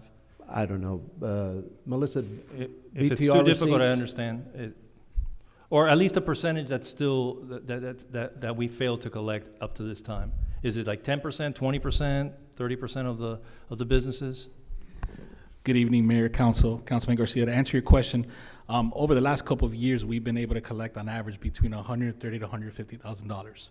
Okay. Now, with an initiative from the mayor's office where he was looking to streamline this process, where new business could just do everything online and renewals online, we're currently working with a software company to flush out those issues, hoping probably within the next month or so we could get that done. And what we're going to probably ask the community to do at that time is we're going to start from scratch. We're going to send out all the emails that we have, say, hey, come in and apply. So that way we have cast a bigger net of people who may have not been applied or may have been delayed, and give them that one-time bite at the apple so we get all the new businesses online, and then the renewal process will be taking place online as well too. And it's good that we're getting a lot more businesses coming, and that's great. That's great. So it's a software issue. Is there a cost to fixing that software Yeah, issue? we've been working with them. There was a work order that we issued to them about last year. It's been a project that's probably been undertaken for like a year and a half. One of the revelations that came out of It's taken a year and a half? No. One of the revelations that came out of this issue was a lot of the input from the data was being manually inputted over the years. We're Okay. talking about 12 years or so of just staff putting in information that was not correlating with the fees. So there was an issue with the actual data. So one of the challenges was trying to get all the businesses online to match the fee. And with that, what came out of it was this new change of direction where we're just gonna start off as a clean slate. We have all the emails already. Okay. We have about over 2,000 emails where we're gonna send out a mass email, get everybody to apply new, and then have that come to Jesus moment. They make the payment, and then from there they'll be doing the renewals after that. So I guess my question would be, what I'm hearing is, at this point right now, we are not 100% sure how many businesses have paid the tax fully or are up to date with taxes? On average, over the last couple of years, about 1,700 businesses pay.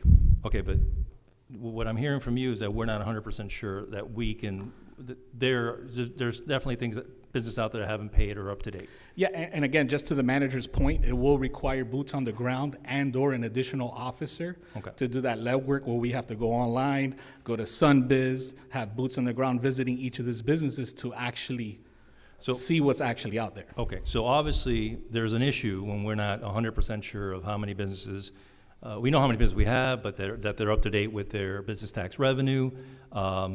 And, okay, can you go over a little bit about where that business tax revenue goes and what part of the, is that goes? Yeah, goes I right believe to it just general goes back fund? into the general It's fund. general fund, yeah. It goes into the pot. So my item basically is to ensure that we know where we're at, do everything we can to get there, because this goes to the general fund, and we're gonna need that money. Yes, and We're gonna need that money to pay some And to Danny's bills, point, right? that's something that we've undertaken, Yeah. for a while now. We've been working towards that end, both technology-wise and other checks and balances to But it's make, been a year to and a try and half, maximize. though. It's been a year and a half? No, and again, the year and a half is where we've been able Okay.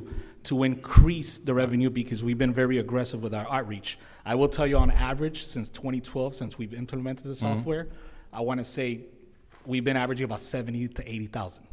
Within the last 2 or 3 years, we've been able to get aggressive, get more of an outreach out there, and we've been able to double that. Now, if you wanted the full 100%, it would require an additional officer to go out there. Are we going retroactively and charging them what they owe us? We try, but state law prevents that. So- This is all statutory requirement. So what I'm hearing is that we have left tens of thousands of dollars on the table because we weren't able to, and again, I'm not throwing blame around, I'm just saying we weren't able to establish a system that accurately collected what we were owed. And because statutory barriers, we can't go back and collect that money. No, again, we invoice for that money, but again, if they challenge us on that and they use the state law, we could just charge them for that Do we have year. an idea how much money we've lost over the last 5 years, 4 years, Again, 10 to the years? manager's point, if you want, we could come back next month with a full comprehensive I report with can't all wait the till next information. month because again, we kind of need to. Okay, so this is obviously a bigger problem than I thought. But, council member, it's a problem that we kind of, Danny and his crew already identified a while back. But I And wasn't aware of it. No, I mean, Was was anybody aware that we haven't collected money? Well, I do Tens of- know that there was a push by some council members to cut out the BTR entirely, so I think that also may have created some ambiguity on their part as to what is important to the council. Obviously, we have a new council now, and as the director pointed out, we can't go retroactively after this money. So I think that going ahead and harping too much on this issue of how much was left on the table is ultimately not going to really solve much of anything. But I think if the goal is to figure out how do we improve, I think that is productive and that is the right way to go. Through the chair? You're recognized. I 100% agree with you, Mayor. Harping on the past, and trying to improve it, but it does bring up an issue that there was an issue going on. I wasn't personally aware of it. We've left a lot of money on the table, so I think that we can go on moving forward, right? Thinking, okay, is there anything else like this where revenue is not being collected because of processes that we need to improve? that could be brought out to light earlier, so then my colleagues and myself can try to come up with some solutions to help you collect that revenue. I also would love to cut those BTRs if we could for our businesses. But I don't even know how much we're getting now, and apparently we don't either, right? We know how much we're getting. We know we're Mayor, okay. point of order. Yeah. But 100%, right? Yeah, we're 100%. That's all The chair reported. recognizes the vice mayor to make his point of order, Yeah, go which ahead. takes precedence. No, I'd just my- like to see if we can get a motion so we can get us in proper posture. My and motion actually is, proceed. I would like a report, and I would like it as soon as possible, to show how much we've left on the table this year, and what's the process to fix this issue with the software. And again, I'd also like every month to get a report on how much money's been missing and how much how much we need to collect. Second for very brief discussion. Okay, Mr. Vice Mayor, and then Councilman Fernandez. The next meeting would be, I think, September 16th. Yet we have our first budget hearing. I think that this is germane to the budget. Yeah. Is there any chance the budget hearing is 5 days earlier? If you can get us that report by then, that'd be great. Thank you, sir. Absolutely. I appreciate that. I'm missing something, because if we're trying to figure out what it is that we've lost, then that means you've identified businesses that haven't registered. So is it that we know the businesses, or we assume that we're missing some, but do we know how many businesses, or have we identified businesses that haven't registered? And again, Councilman Fernandez, just to the manager's point, it would need basically an additional person, either somebody in the office and or boots on the ground, to identify these businesses. As you may know, businesses come and go, and I know the U.S. Census grabs like a snapshot in one given year, and then you have COVID that happens, and a lot of people go back to having home offices, and they close their doors. So that's what we've seen over the years as well too, is a lot of people just move in and out. And there is tools out there like the Department of State Division of Corporations, where you could look up addresses and things like that, and also property appraiser's office. But again, that does require a human resource to identify that, and that's a full-time job. What we've done in the past and what we've done over the last couple of years is we've become very aggressive with the software in sending out these renewal notices, and I've seen personally an uptick, I want to say, of over 100%. Like I said, I looked at the numbers from 2012 to about 2019, and I want to say on average we collected about $70,000 to $90,000. Over the last 3 years, we're collecting double that, about 130, 150. Now, what the goal is, based on the mayor's proposal to streamline that process, we're trying to bring that operation online. And by doing that, we're going to just start with a clean slate, send out an email to all the businesses that we already have archived, saying, hey, you have to come in and apply, but you could do it online now. We're going to provide a YouTube video. We're going to provide a splash page on the webpage, make it a lot easier for them. What has happened over the past is folks have to come sometimes in person. They send it by mail. They get the email, but and then it requires code officers to follow up and send violation notices. And we're really good at doing that. I mean, if you just look at the revenue alone that we've collected on code violations, the proof is in the pudding. But again, if you guys wanted a full comprehensive outreach of identifying each and every business in the town of Miami Lakes, I need one more guy or gal to do that. Any other comments on this? Councilman Sanchez, and then Councilman Herzberg. Okay. So obviously, we have our tenants that are part of a shopping center. They don't have their BTRs. And obviously that income isn't coming into the town. Is there something we can do to, instead of holding the tenants liable, holding the landlords liable, to make sure that their tenants have what they're supposed to in order to operate in Miami Lakes? And that's what we do. Once we do identify that somebody has not paid or is an absent payer, we send it to both the tenant and the landlord, and we initiate enforcement proceedings at that point. And then we get compliance. But what is the highest level of enforcement to the landlord? So remember, in order for you to have your business tax receipt, you also need a certificate of use. Right. In the past, what we've done is, because Florida state law only requires a one-time fine if you're caught in violation of no more than $250, we've only been citing that. What we've implemented over the last couple of years, because it's a violation of the certificate of use process, we're using that as just your normal, typical code enforcement violation that escalates and caps at $5,000, $10,000 liens. And then we also cite the BTR price as well too. So now they're getting two separate violations, one for not having their CU and not having their BTR. The BTR, we're capped I mean, you could look, I think it's section 205.55. It's very specific there on what we can and cannot do. And we've also codified that within our own business tax, within our Muni code as well, too, 37-56. Okay. So we're capped with that. That's what governs our process. What we've done over the last couple of years, we've been very aggressive in doing our outreach and using the software to our advantage and sending these renewal email reminders. You got to come in and pay. You got to come in and pay. You got to come in and pay. Finally, folks come in and pay. We've been able to double our income over the last couple of years. Now, if you guys want 100% coverage, again, I'm going to need more resources to get that done. Well, hopefully the day comes that we have our own zip code, and when businesses register with SunBiz and put the zip code of Miami Lakes. Actually, if you look at the Division of Corporations, they have I'm going to share with you guys a sheet code. You could actually go in there and drill it down by the street. So I could actually have a dedicated staff member to literally go by the property appraiser's office, start at one end from the town, go to the other, go one by one, and identify what businesses are registered with the state. Right. But again, that requires somebody has to send a violation notice, somebody has to put in the mail. And that assumes that they're corporations. If they're sole proprietorships or partnerships or something else, that's. Yeah. Yeah. Okay. All right. Thank you. All right, Councilman Herzberg. Thank you. I guess you answered the question. Getting these BTRs is work intensive, right? I mean, you're saying you need an additional officer. I get it. You go in SunBiz. I understand what you're saying. Or have people go out to actual commercial buildings and find who's operating and things like that. That's correct. But the system that we have in place is improving, and doubling. How do you? My only question is, how do you make sure new businesses come in and be part of the new system that seems to be working a lot better? Yeah, it's part of that good faith system that hopefully, I mean, we do have a new business guide on the town website. And keep in mind that all these businesses also have to register with the county. So one of the things that we're going to start implementing as part of this process is we're going to start requesting a public records request through the county, identifying what businesses are registered, have a business tax receipt with the county and not with the town. Right. So that's something that I actually spoke with the manager about. Like, for example, I just, for being an attorney, get a tax from the county for $75 for not even have a business. They just say, here's your name, you're an attorney, here's your $75 tax. It's ridiculous. It's pretty new.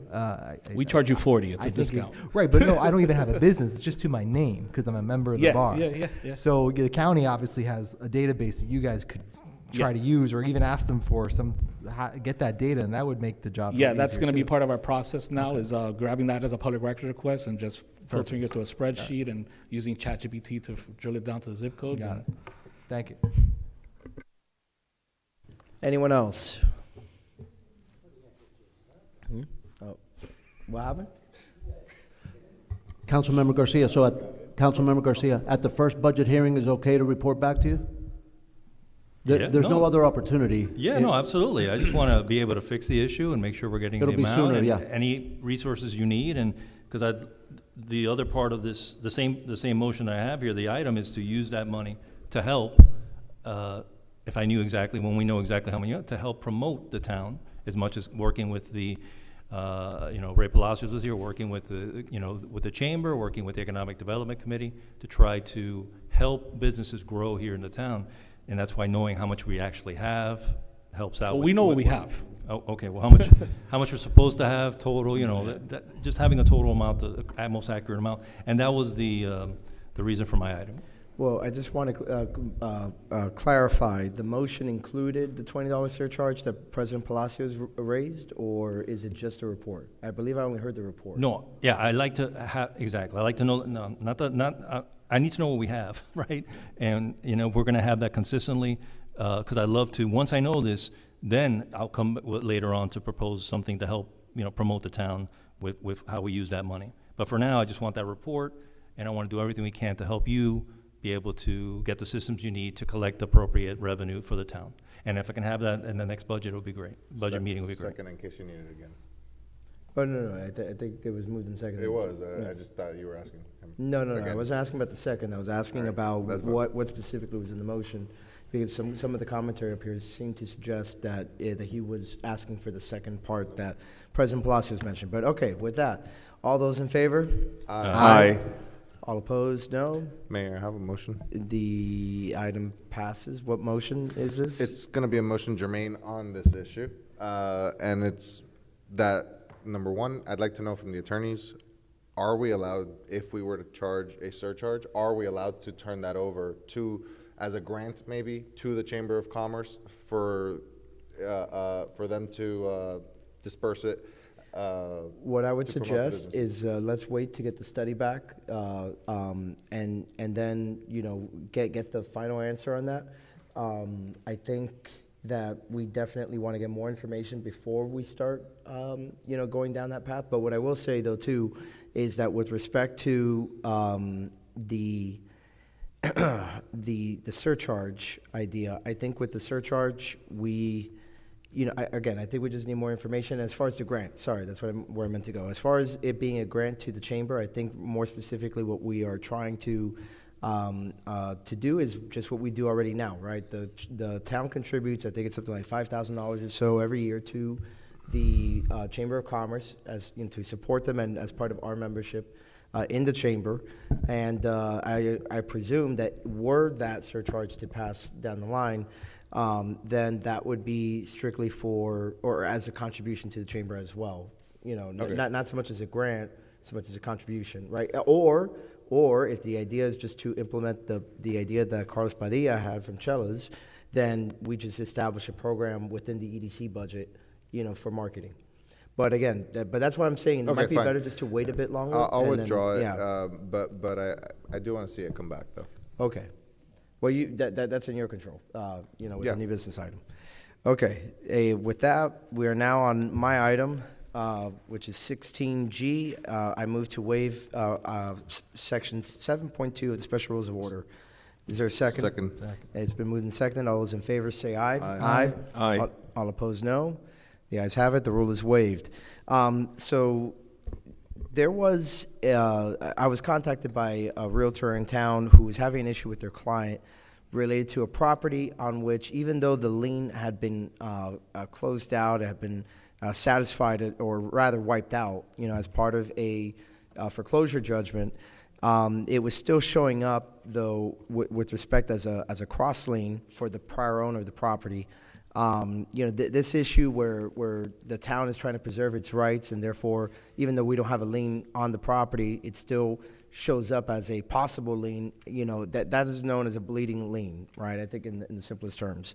So the issue here is I just want to go ahead and direct the administration to come back with a proposal on how to better preserve the town's rights to go after an owner of property, right, without affecting the marketability of title for that particular property, which often will cause, especially more stringent title insurers like the fund, to not close on the property, and that's what was happening in this particular situation. So with that, that is the motion. Second. Any discussion? Seeing none, all those in favor say aye. Aye. All opposed, no. The ayes have it. The item carries. Thank you. Next up, we have 16H, staff to evaluate automated gate arm upgrades for STDs by Councilman Herzberg, who is now recognized to present his item. Thank you, Mayor. It's something we've discussed at the workshop before. This is sort of two parts, and again, more direction to staff for a budget. First, the way I see this happening is, one, I believe we can have a 5% contingency across the boards from the special taxing districts, and that's something that I think we should give staff our position on. If we want to just see the special taxing district budgets at 5% contingencies across the board, lower that, and potentially provide some savings, and also potentially provide some room for some improvements. I think this is the most common sense improvement that we can make. Residents have come and discussed this. I live in one of the special taxing districts, and I'm telling you, I go through the gate when it's just up and nobody's there so many times. And it's just an open invitation that nobody's here, come on through. And really, if you read the ordinance to a T, we're almost in violation of the ordinance by having the gate completely unmanned and not even a gate.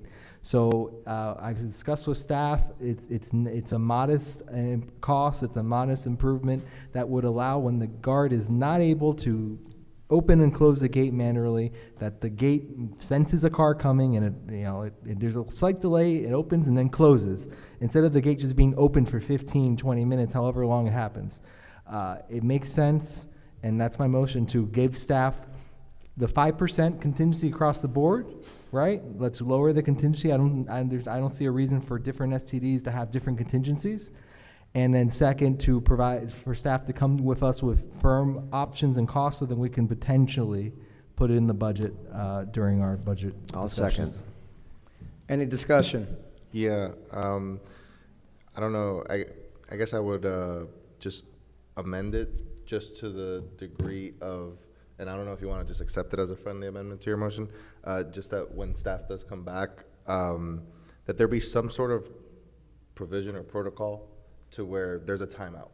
I don't, this should be used for them being in the bathroom, not going on an hour lunch. No, of course. The enacting ordinances all require 24/7 manned gates, so we have to comply with that. So if there's some sort of programming in the automated gates that can either trip and let us know, let JP know that, hey, that system's been on for a while, then let's implement that. Agree. That makes a lot of sense. It's not supposed to be a tool to avoid the guard. And if you want to input on that, I accept that amendment. Yeah, and then through the mayor, JP was able to actually go ahead and speak directly with the vendor, and there is a timer that we can set on it, so it cannot exceed. After that, it will go back into the manual position, and it would have to be forced up and down. So therefore, a resident stopped at the lane would have to beep until they got the guard back out, and therefore causing an issue where it does not stay automatic, and then that would in turn become an issue of not having a manned sentinel for 24/7. Perfect. So yeah, I'll accept that into the motion. Any other discussion on this item? Just quick, do we have an idea of cost? Councilman Garcia Any idea? asked if there will be any cost. Or, I'm sure there's cost, but I'm saying, Yeah, well, so- we have cost, but what it would be, just an average. I'll let them know. Yeah, for the infrared photo switch, you are looking at for section one, $932. Loch Lomond, also one guardhouse, $932. Royal Oaks, section one, and Royal Oaks East are just double that, $1865 each. And again, if I may, Mr. Mayor. You're recognized. That cost, if we lower the contingency to 5%, we're going to easily have that cost and reduce the assessment, right? So that's why, as part of this motion, I think we should give staff the direction to lower that contingency 5% across the board. I believe staff thinks that's appropriate. And even if we make these improvements, the rate, I believe, would still go down to what the rate they proposed last time. All right. Any other discussion? All right, now we'll go ahead and vote. All those in favor say aye. Aye. All opposed, no. The ayes have it. The item carries. We are now on item, well, actually, no, we already covered 16I earlier. 16J by Vice Mayor Morera, amendment to sponsorship ordinance. Yeah, so very simple. The purpose of this item is to eliminate some confusion, eliminate some burdensomeness. So to the first point, we currently extend authority to the manager to accept or to approve procurements up to $25,000. This is just to match that, but also rather than a procurement where we're spending money, this is actually us taking in money. I was driven to do this by what happened recently with the Dollywood donation, where they actually had to jump through hoops and give 2 separate checks because of the amount that the manager was limited to. So this just solves that, and it asks the staff to come back with a ordinance, I guess, changing the town code, amending section 13-2110A to reflect this change. I'll second it. It's been moved and seconded. Any discussion? Seeing none, all in favor say aye. Aye. All opposed, no. The ayes have it, and the motion carries, which brings us now to item 16L, resident decals for special taxing districts, Royal Oaks Section 1 and Royal Oaks Park East by Councilman Herzberg, which requires a waiver of Section 7.2. Councilman Herzberg, you're recognized for a motion. Move to waive the rule, section 7.2. Waiver of Section 7.2 has been moved and seconded. All those in favor say aye. Aye. All opposed, no. The ayes have it. Councilman Herzberg, you are recognized to introduce the item. again, quickly to give direction to staff for the STD budget, something that we've discussed in multiple times, and now that we're moving forward, I honestly don't think Section 1 necessarily needs it because they have one gate with a resident gate, right? But Royal Oaks has 2 gates. It doesn't have a resident gate. So I want staff to go ahead and give us the options for decals, at least in the Royal Oaks side, and then we can make a determination if we're going to just charge the residents or just put in the budget, or two that we don't charge, and if you get more than 2, then you do charge, whatever we decide. But we just need staff to move forward and tell us how much it costs. So that's my motion. Second. Any discussion? All right, seeing none, all those in favor say aye. Aye. All opposed, no. The ayes have it, and the motion is adopted.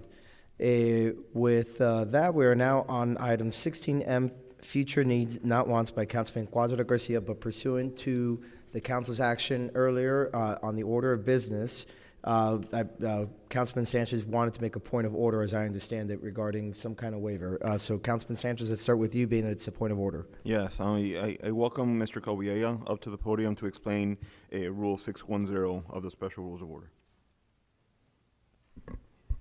Thank you, Councilman, Mayor, Council.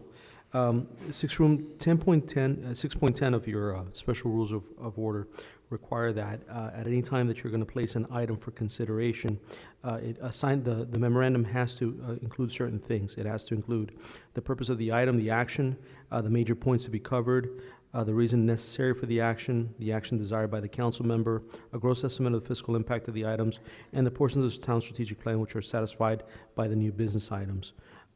If you find that the item does not have it, you don't have to accept the item and move the item forward. Of course, this body is always welcome to waive that rule, should you decide to do so.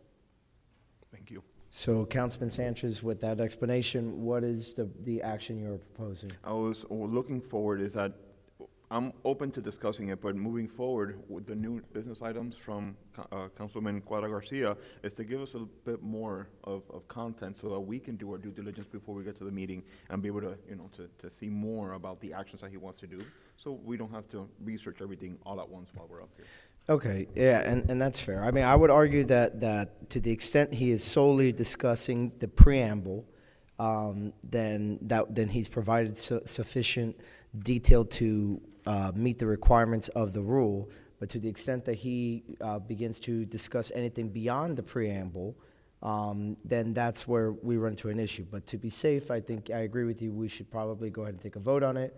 But Councilman Cuadra Garcia, always remember that in your memorandums, you need to go ahead and provide as much detail about specifically what you want to do and discuss as possible, right?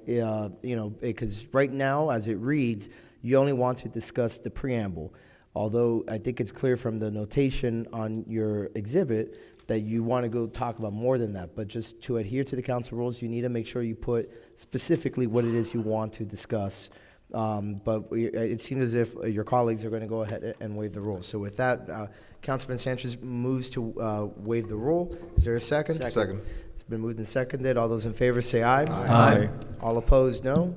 The ayes have it. Councilman Cuadra Garcia, you are recognized to discuss your item. Thank you, Mr. Mayor and Council. I am going to make it brief. Actually, I had a resident reach out to me to give me a little insight on this preamble, and when I saw the little bit of reading that I did, the key word that caught me was the needs. Basically, needs to me are very simple. Making sure that we keep and we what I'm going to support is the essentials that we need. Public service and so forth and so on. So basically another need to me would be making sure that we allocate funds for the next 4 years to be able to repair sidewalks. That's one of the topics that I ran on, and I am going to strongly support, because that is a very important topic, and we have not talked about it lately, but I'm going to remind you guys moving forward in the next 3.5 years that we probably have forgotten that several seniors in this town and I don't want to bore you, have actually had slip and falls and have gotten hurt on our sidewalks. So basically, I'm going to make it simple. My needs might be different than other people's needs or wants. I'm just trying to highlight and remind us that there are needs and there are wants. So my needs are making sure that we have the support for public safety and the support moving forward in the next 4 years of making sure that we have funds to be able to work with this issue on sidewalks, so these sidewalks don't bring us other possible issues in the future. I hope that that made a little sense. Is there anything else that I'm missing? Well, the way it works when you're trying to have a discussion with your colleagues, it's that you need to make a motion. Otherwise, it's not properly before the body, and there's no more discussion that can be had. So my question to you is, do you want to have a discussion, or was it that you just wanted to make that statement? That's just a statement. That's the motion I wanted to state. Okay, well, just so you know, Councilman, for the future, that is not the proper use of the new business item, right? If you want to have a discussion with your colleagues, then you need to move the discussion in order to open it up to all your colleagues. The new business item, the point of it is to have some action that follows, rather than just communicate a thought, all right? So Councilman reports would be one area where you can do that, right? Or as part of another discussion, like what we were having earlier on the franchise fee and some other items that connected to the budget, that would have been a more appropriate time to include that comment. But, again, I'm just trying to help you, for the future, to make sure you understand, how all the various rules of the council work together and what's required of all of us. But okay, perfect. So there being no motion, we're moving on to item 16N, pardon me, we already covered that. 16O, creation of a standing agenda section for staff reports and deferred council items. And this also requires a rule waiver. So with that, let's start in the waiver. Is there a motion? Yes, Mayor, I move to waive section 6.10 of the special rules of order. This one is done for a different reason than Councilmember Cuadra Garcia. It's because I surpassed the 3 new business item limit. Understood. I'll second it. Okay, it's been moved and seconded. All those in favor say aye. Aye. Aye. All opposed, no. The ayes have it. Vice Mayor, you are recognized to introduce your item. Thank you, Mayor. All right, so the reason that this item came up is because I feel that over the last, I would say, few months, but in reality, I've noticed it since May of last year when I first got in, that items would come up, they get referred to staff, and then it's like sending it into a black hole and never comes back. Not all of this is due to the staff's own fault. Sometimes I actually blame the council, because there have been times where we have not wanted to be the bad guys to our colleagues and simply vote no on something. And so to be nicer, we simply say, let's just refer it to staff, with the hopes that it never comes back. And I'm just saying the quiet part out loud here. The purpose of this is, A, that's not what we should do. We are all capable of having civil disagreements here while still properly holding each other accountable. And 2, holding our staff accountable, especially on the ones that are legitimately referred to staff with a request that it come back. That's part of the reason why when Jeremy came back earlier during this meeting with his report on the sandbag covers, I made the note of, this is exactly what I'm talking about when I say have it go to staff and come back. He presented items, estimated budgets, pictures of what it would look like. That is verbatim what it means to refer something to staff and have it come back. What I'd like to see, and I'll just go ahead and put this into motion, is I move for the creation of a new recurring section on the regular town council meeting agenda titled Referred Items, which would be placed after resolutions and before new business. The section would include a brief written, I had in my NBI verbal, but for the purpose of this motion, I'll remove the verbal part. A brief written report from staff on the status of or findings related to any items previously referred by the council. Each item listed in the written report will state the month in which the item was originally referred, the name of the staff member or department to whom the item was delegated, and the last status of the item. Items will remain on this agenda section until the item is formally closed by council action, and council members may also request that specific referred items be placed back on the main agenda for a renewed discussion or formal action. I'll second. It's been moved and seconded, and I will go ahead and turn to Councilman Herzberg, who seconded the item. Thank you, Mayor, and I like the idea a lot, and I'm thinking back of some of the items that I approved earlier, back in January and February, and I honestly, part of it is on me, right? It's part of it's on us to reach out to staff. So first, a question to the manager, and then I'll get to my comments on what I think on your main motion. Mr. Manager, when we approve an item, right, and that item, for example, has to do with parks, I mean, we have the ability, we keep you in the loop, but we have the ability to go to the parks director and say, hey, I need this information on my item that's been approved, right? And we do. I think we do in the charter. We have that ability, no? You have in the charter to communicate with staff if it's an investigation. Right. An internal investigation that's only approved by resolution. It's real restrictive. But okay. Oh, we go to you, right? Yeah, you're gonna get it, and the reason that I prefer that you go to me is if you're going to one of my staff members, and you're not getting what you want, you can't hold that staff member accountable. You can hold me accountable, but you can't hold him accountable, right? I can hold him accountable. So if I'm left out of that communication, that's why I prefer that any inquiry, any direction, any request, come to me, and I'm gonna make sure I'm gonna get it to the right staff member, because sometimes, you may not know which is the right staff member, because sometimes the departments overlap.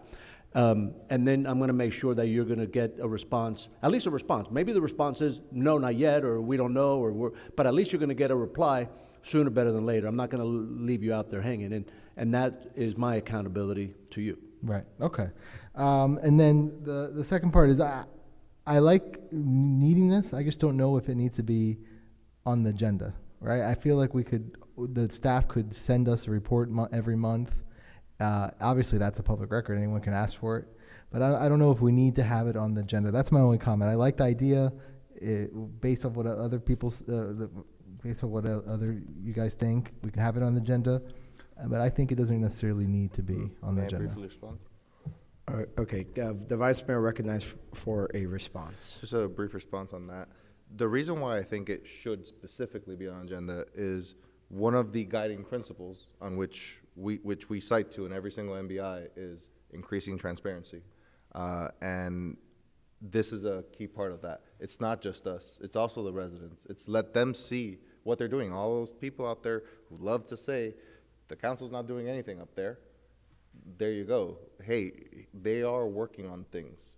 Whether it be the council's not working on anything or the staff doesn't do anything, they're overpaid, all those comments, right?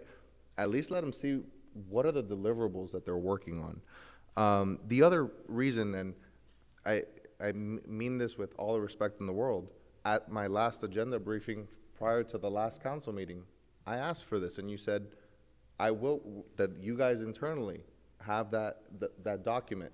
You already have this. It's just a matter of sending it to me. And I said, great, send it to me. It was never sent.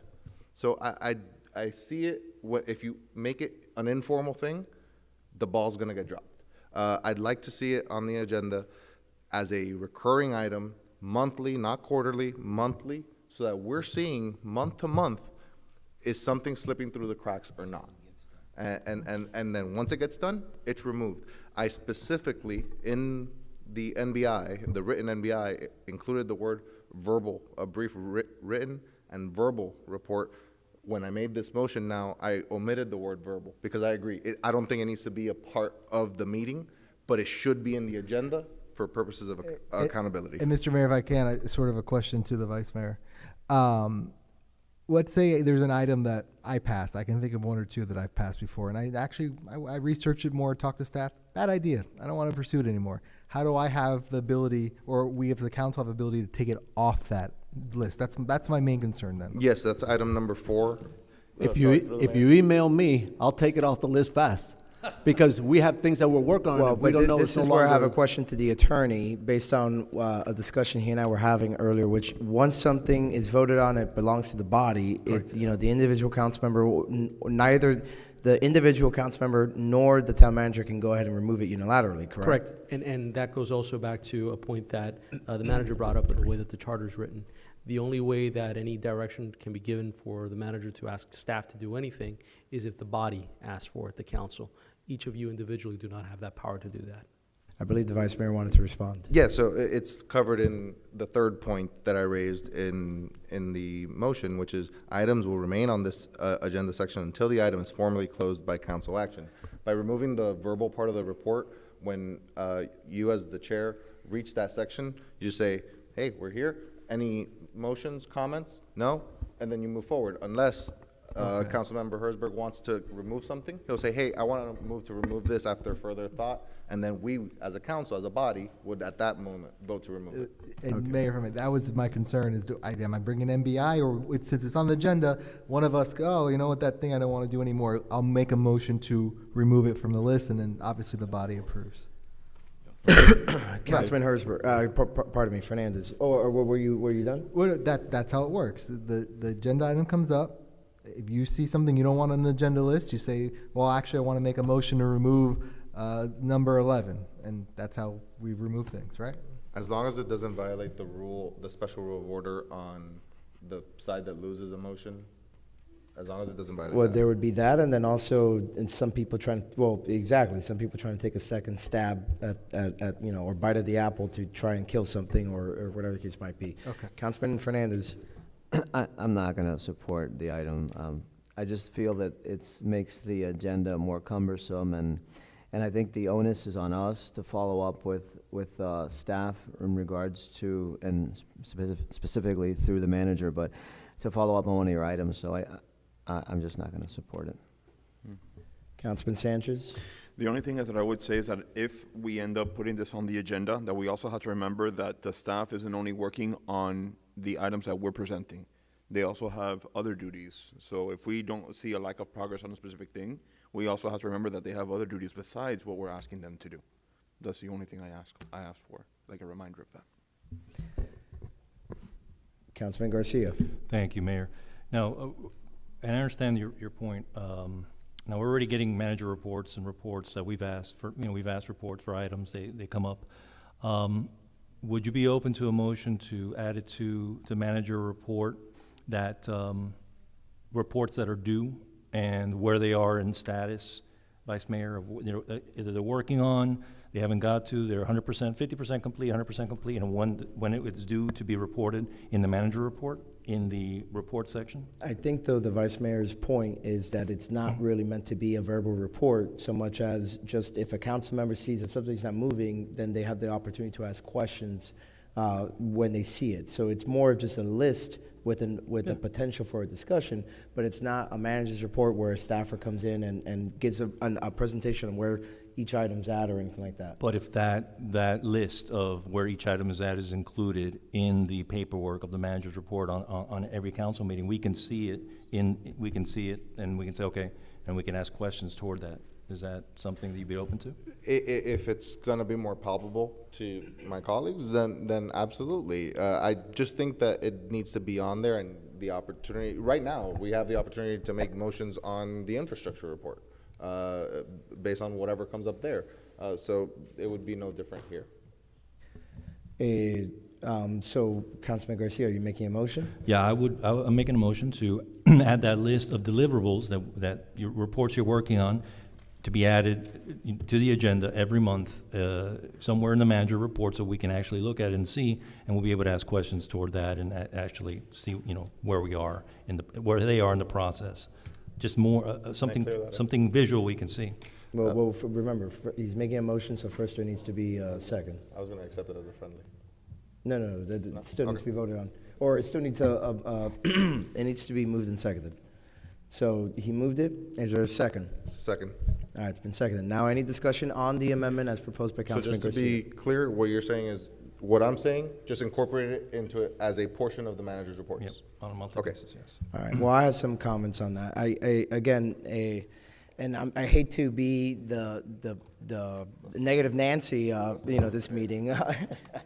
It's not personal, but for so long, after the 6.5 years that I've been here, I've been working very hard to make sure our meetings are more efficient, that we're having substantive meetings rather than meetings that, based on my past experience, are going to be more, for show, or at least, not going to accomplish much, right? And the problem I see here, especially with this amendment, right, to bring it back to the amendment, is that I think that by putting in the manager's report, it's going to be more likely to slow things down. In fact, one of my big issues with some of these reports is that we're just adding on report after report. I mean, look how long it took for us to finally get between the committee reports and the manager's reports to get to the substance of the meeting, right? That is what we're here for at the end of the day. And, what I think, and perhaps I'll actually reserve the rest of my comments for when we get back to the main item, right? Not to run far afield, but there are better ways to accomplish this very thing. And I actually have a system in place right now, which I use for that. But with that, is there any other discussion on the amendment? On the amendment. Okay, seeing none, Madam Clerk, please call the roll. So only on the amendment, Councilmember Garcia. Yes. Councilmember Hertzberg. No. Councilmember Quadra Garcia. I would like, I didn't know that this job was so. We're voting, Councilman. I don't understand the item. Then you should have asked questions before we proceeded to vote, sir. So I'm going to say a no. Okay. Councilmember Fernandez. No. Councilmember Sanchez. Yes. Vice Mayor Morera. Yes. Mayor Dieguez. No. The amendment fails. Back on the main item, what I want to say here is that what I currently have had in place since before I became mayor is a list, right? A running living document in which the deputy town manager and my assistant previously, Victoria, when I was on the council, every 2 weeks, they send me back an email with the status of all of the items that I proposed that are still pending, right?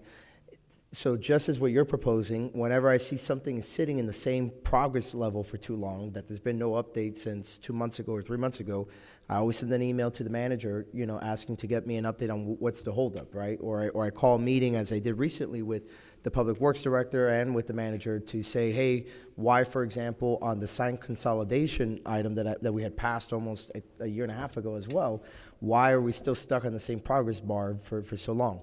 Again, I believe that is a less cumbersome way of going about it. I don't see a problem with perhaps, and maybe I'll make this motion, then, to go ahead and require that staff provide that update for the council internally, like we do with the Miami Lakes Connect report. But again, I just don't want to do anything that's going to open up a Pandora's box related to, having discussions that we can have internally or directly with the manager. And in essence, while we want to hold staff accountable, again, there's a way to do that. It doesn't always have to be in a public meeting. I agree with you that the public many times, they criticize the pace of things or whether or not we're doing stuff. But unfortunately, the issue there is that they just don't, keep up with the meetings, right? So. I'll second your motion. Well, the motion, yeah. So but just to restate it for the clerk's benefit, it would be a strike-all amendment that would simply require that for the council items, right, that the council assistant would go ahead and forward them. I don't know if you want the frequency to be every 2 weeks, like I do, or 2 weeks. And everyone's items, not just mine. That's why I said the council. Yeah. Mayor, can I just recommend something? Sure. Following this meeting, within a few days, we hold a staff meeting. We do it virtually. So there's all of the executive staff, the administration staff. We have probably 15 people on there. So anything, we go over the entire list of everything that's outstanding. And we go item by item. We do updates. Maria maintains it. It's on a Excel spreadsheet. She puts updates as people are giving them. I give people a hard time when they're not when they're not doing things, and people give me feedback, give me ideas, or give me reasons why things are not moving. And then Maria updates the status. We do that once a month following this meeting, usually less than a week after. So for us to provide it every 2 weeks, it would just be duplicative. So I think that it would be best to just do it. Duplicative. Duplicitous Yeah, has a different meaning. That too. So I think that we should do it. My recommendation would be for it to be once a month, because if not, it's going to be the same thing twice. If there's a specific ask on a specific project, obviously we can handle those item by item, but that's... I think it should be every 2 weeks.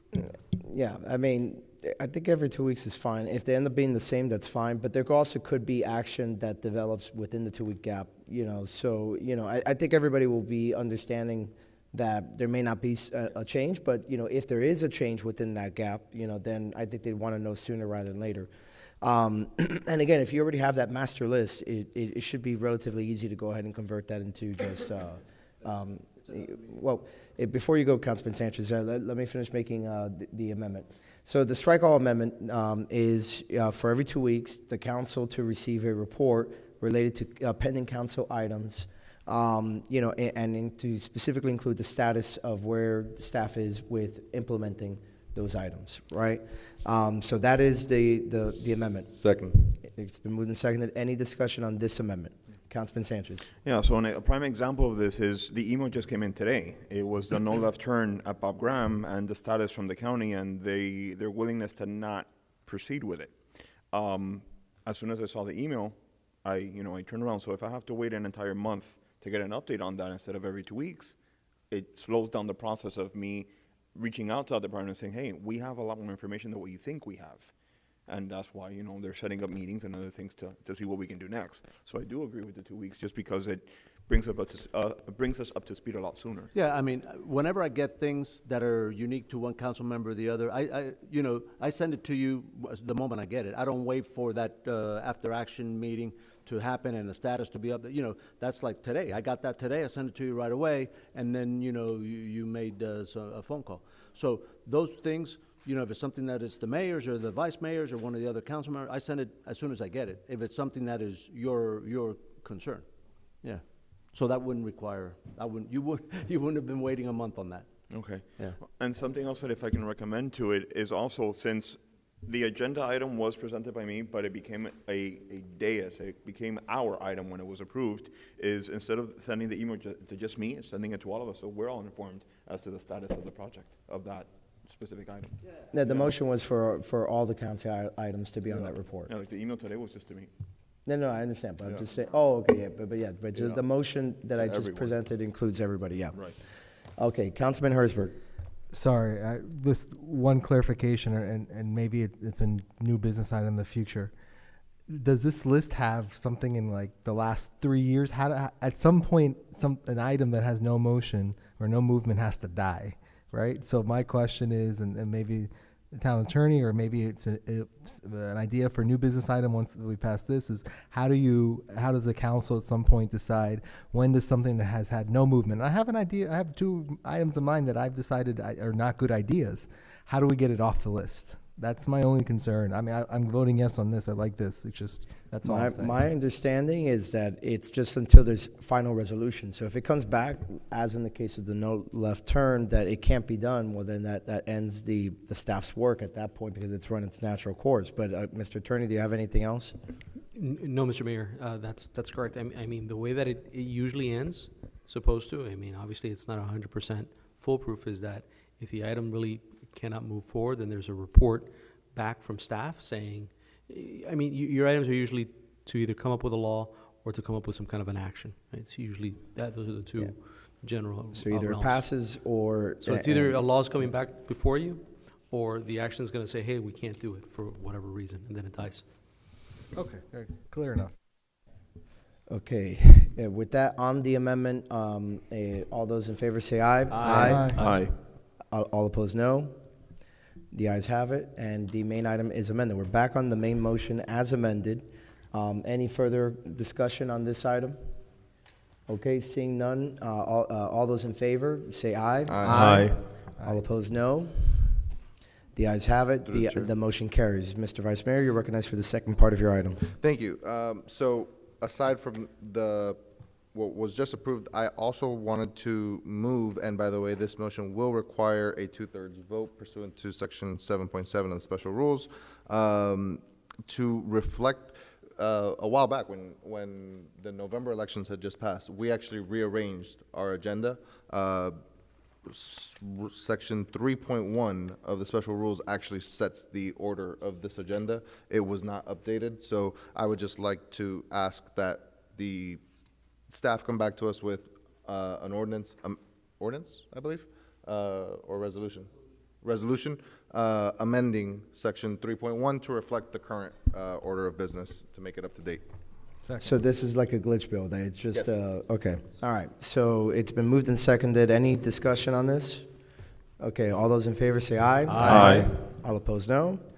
The ayes have it, and the 2/3 mark has been reached on both items. With that, I know there's nobody that submitted a council report, but is there anybody that has any announcements perhaps before we close out the meeting? Okay, seeing none, this meeting is adjourned at 10:25 p.m.